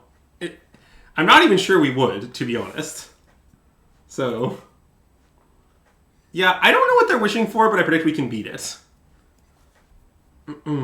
I predict whatever they wish for will be leveled. I don't really want to draw cards of the ring. I know that I could. I don't think we need them. I don't know. to be clear, me F6ing here was not me missing that I could draw cards of the ring. It was a conscious choice that I believe was correct. Nice. They still bring books for us. Oh, what a beating! Like, they could wish for Ensnaring Bridge, pick their Karn, but like that doesn't matter. Our deck is very good at killing. So you're not allowed to attack Karn with a Wurmcoil Engine when our opponent's at 5 life. Are you sure? What if it's very fun for me? Ooh, I have some bad news, opponent. Our deck is very good. Don't they know we have... Didn't they Thoughtseize us? Like... Yeah. But, good beats. Okay, let's Cityscape. Yeah. Wow, we're so close to casting Ulamek. Well, yeah, but I kind of want to sack the Sanctum to find another Cityscape. That's a good idea. Like, I know we're close to casting Ulamog, but like we just don't need to do that. All right. So we finished with the People's Trophy of Tron, but honestly, I think it underperformed a bit. I was so too. Pretty happy with I love Cityscape by Living White, so I do appreciate it. But yeah, this is the Tron deck that we played. I'm still pretty happy with this for the most part. I felt like Cityscape looked absolutely great in this league. Definitely, yeah. I stand by 3 Cityscape being the truth. Not totally sure I want to distribute these like Wurmcoil All His Dust slots, but I feel pretty strongly that they should all be like essentially 3-drops, like cards that don't cost 8 or more. Yeah. Exactly which one they should be, I'm open for debate. I love 4 Karn Liberated. I don't really understand the Karn Liberated hate. It was good for me here. It's usually good for me. Modern has too many decks that don't care about Wurmcoil Engine to like max out on that or something. Like, just play Karn. Turn 3 Karn was good 5 years ago, and honestly, it's still pretty good. Yeah. Even if it's gotten a little worse, I'm still a fan of that. The One Ring looked absolutely awesome. Real boost the deck. Quite happy with that. For the most part, happy with the deck. Still, definitely, there's some slots in the sideboard, like I said, that I think easily... I'm definitely not married to, like, several of these slots, although we did wish for this Needle in this league, but... We wished for a lot of them in the league. We wished for all 5... No, we never wished for Bridge. We talked about it. We did wish for Ballista. I'm not sure it was right. the value of replacement was that high. That's true. I also don't know if I don't know if either of these actually did anything in the league. Like, I also don't know if this did anything. I think all three of these cards we could have won if they were anything else. Yeah, okay, good point. So I think cutting one of these for the Haywire Might or the third Veil still might be right. Also, Benway, that story is insane. It's a pretty reasonable argument, I think. Yeah. Yeah, I'm not sold that we're just right either. In 2023 Modern, I just feel like there's always Besaiju's and endings and shit. My opponents can always kill it. Yeah. And even if they can't kill it, like, I often just have a hand. Even without the ring, I felt like I frequently had a hand. Tron just, you play about one card a turn. Yeah. So having a hand is very plausible. Yeah. But anyway, I guess I'm sort of sold on this for now. But one of these cards could easily be the third Veil or the Might, which is nice because it's 2-4 with Sanctum if you board in the second Might. Yeah. And also just a good card to naturally draw against the various, artifact combo decks, like Hammer and whatnot. Also a Blood Moon answer. It does a bunch of things. Yeah. But anyway, I think that's about going to do it for us tonight. Yeah. We will be back tomorrow with some more limited... Are we going to be back tomorrow? Oh. We might be back tomorrow. Keep an eye on the System Magic Twitter. Tomorrow's stream's a little up in the air because of life stuff. It's possible that our next stream will be Friday. Either way, it'll be at 2 p.m. It'll be in the middle of the day. It won't be at night. Our Friday stream will be at 2. Our tomorrow stream, if it happens, might be late, or it might not happen. We're not sure yet. Yeah. Stay tuned to the System Magic Twitter. We'll definitely keep you posted about that. Huge thank you to Young PZ420, ConnorMan11, and Snapple Games for the raids today. If you are still here from their raids, we really appreciate it. Hope you'll consider coming back. If you are looking for some more streams to watch, System Magic viewers, I want to shout out those three again. Snapple Games, ConnorMan11, and Young PZ420. Really great content over there. For Magic Gathering, especially Constructed, and things like that. Okay, I feel like we could go there. We haven't gone here in a while. That's fine. Okay, cool. Alright, if you're watching on Twitch, we're going to send you over to PJ Trick's stream. Oh no, bad timing. Oh yeah, we're just closing out.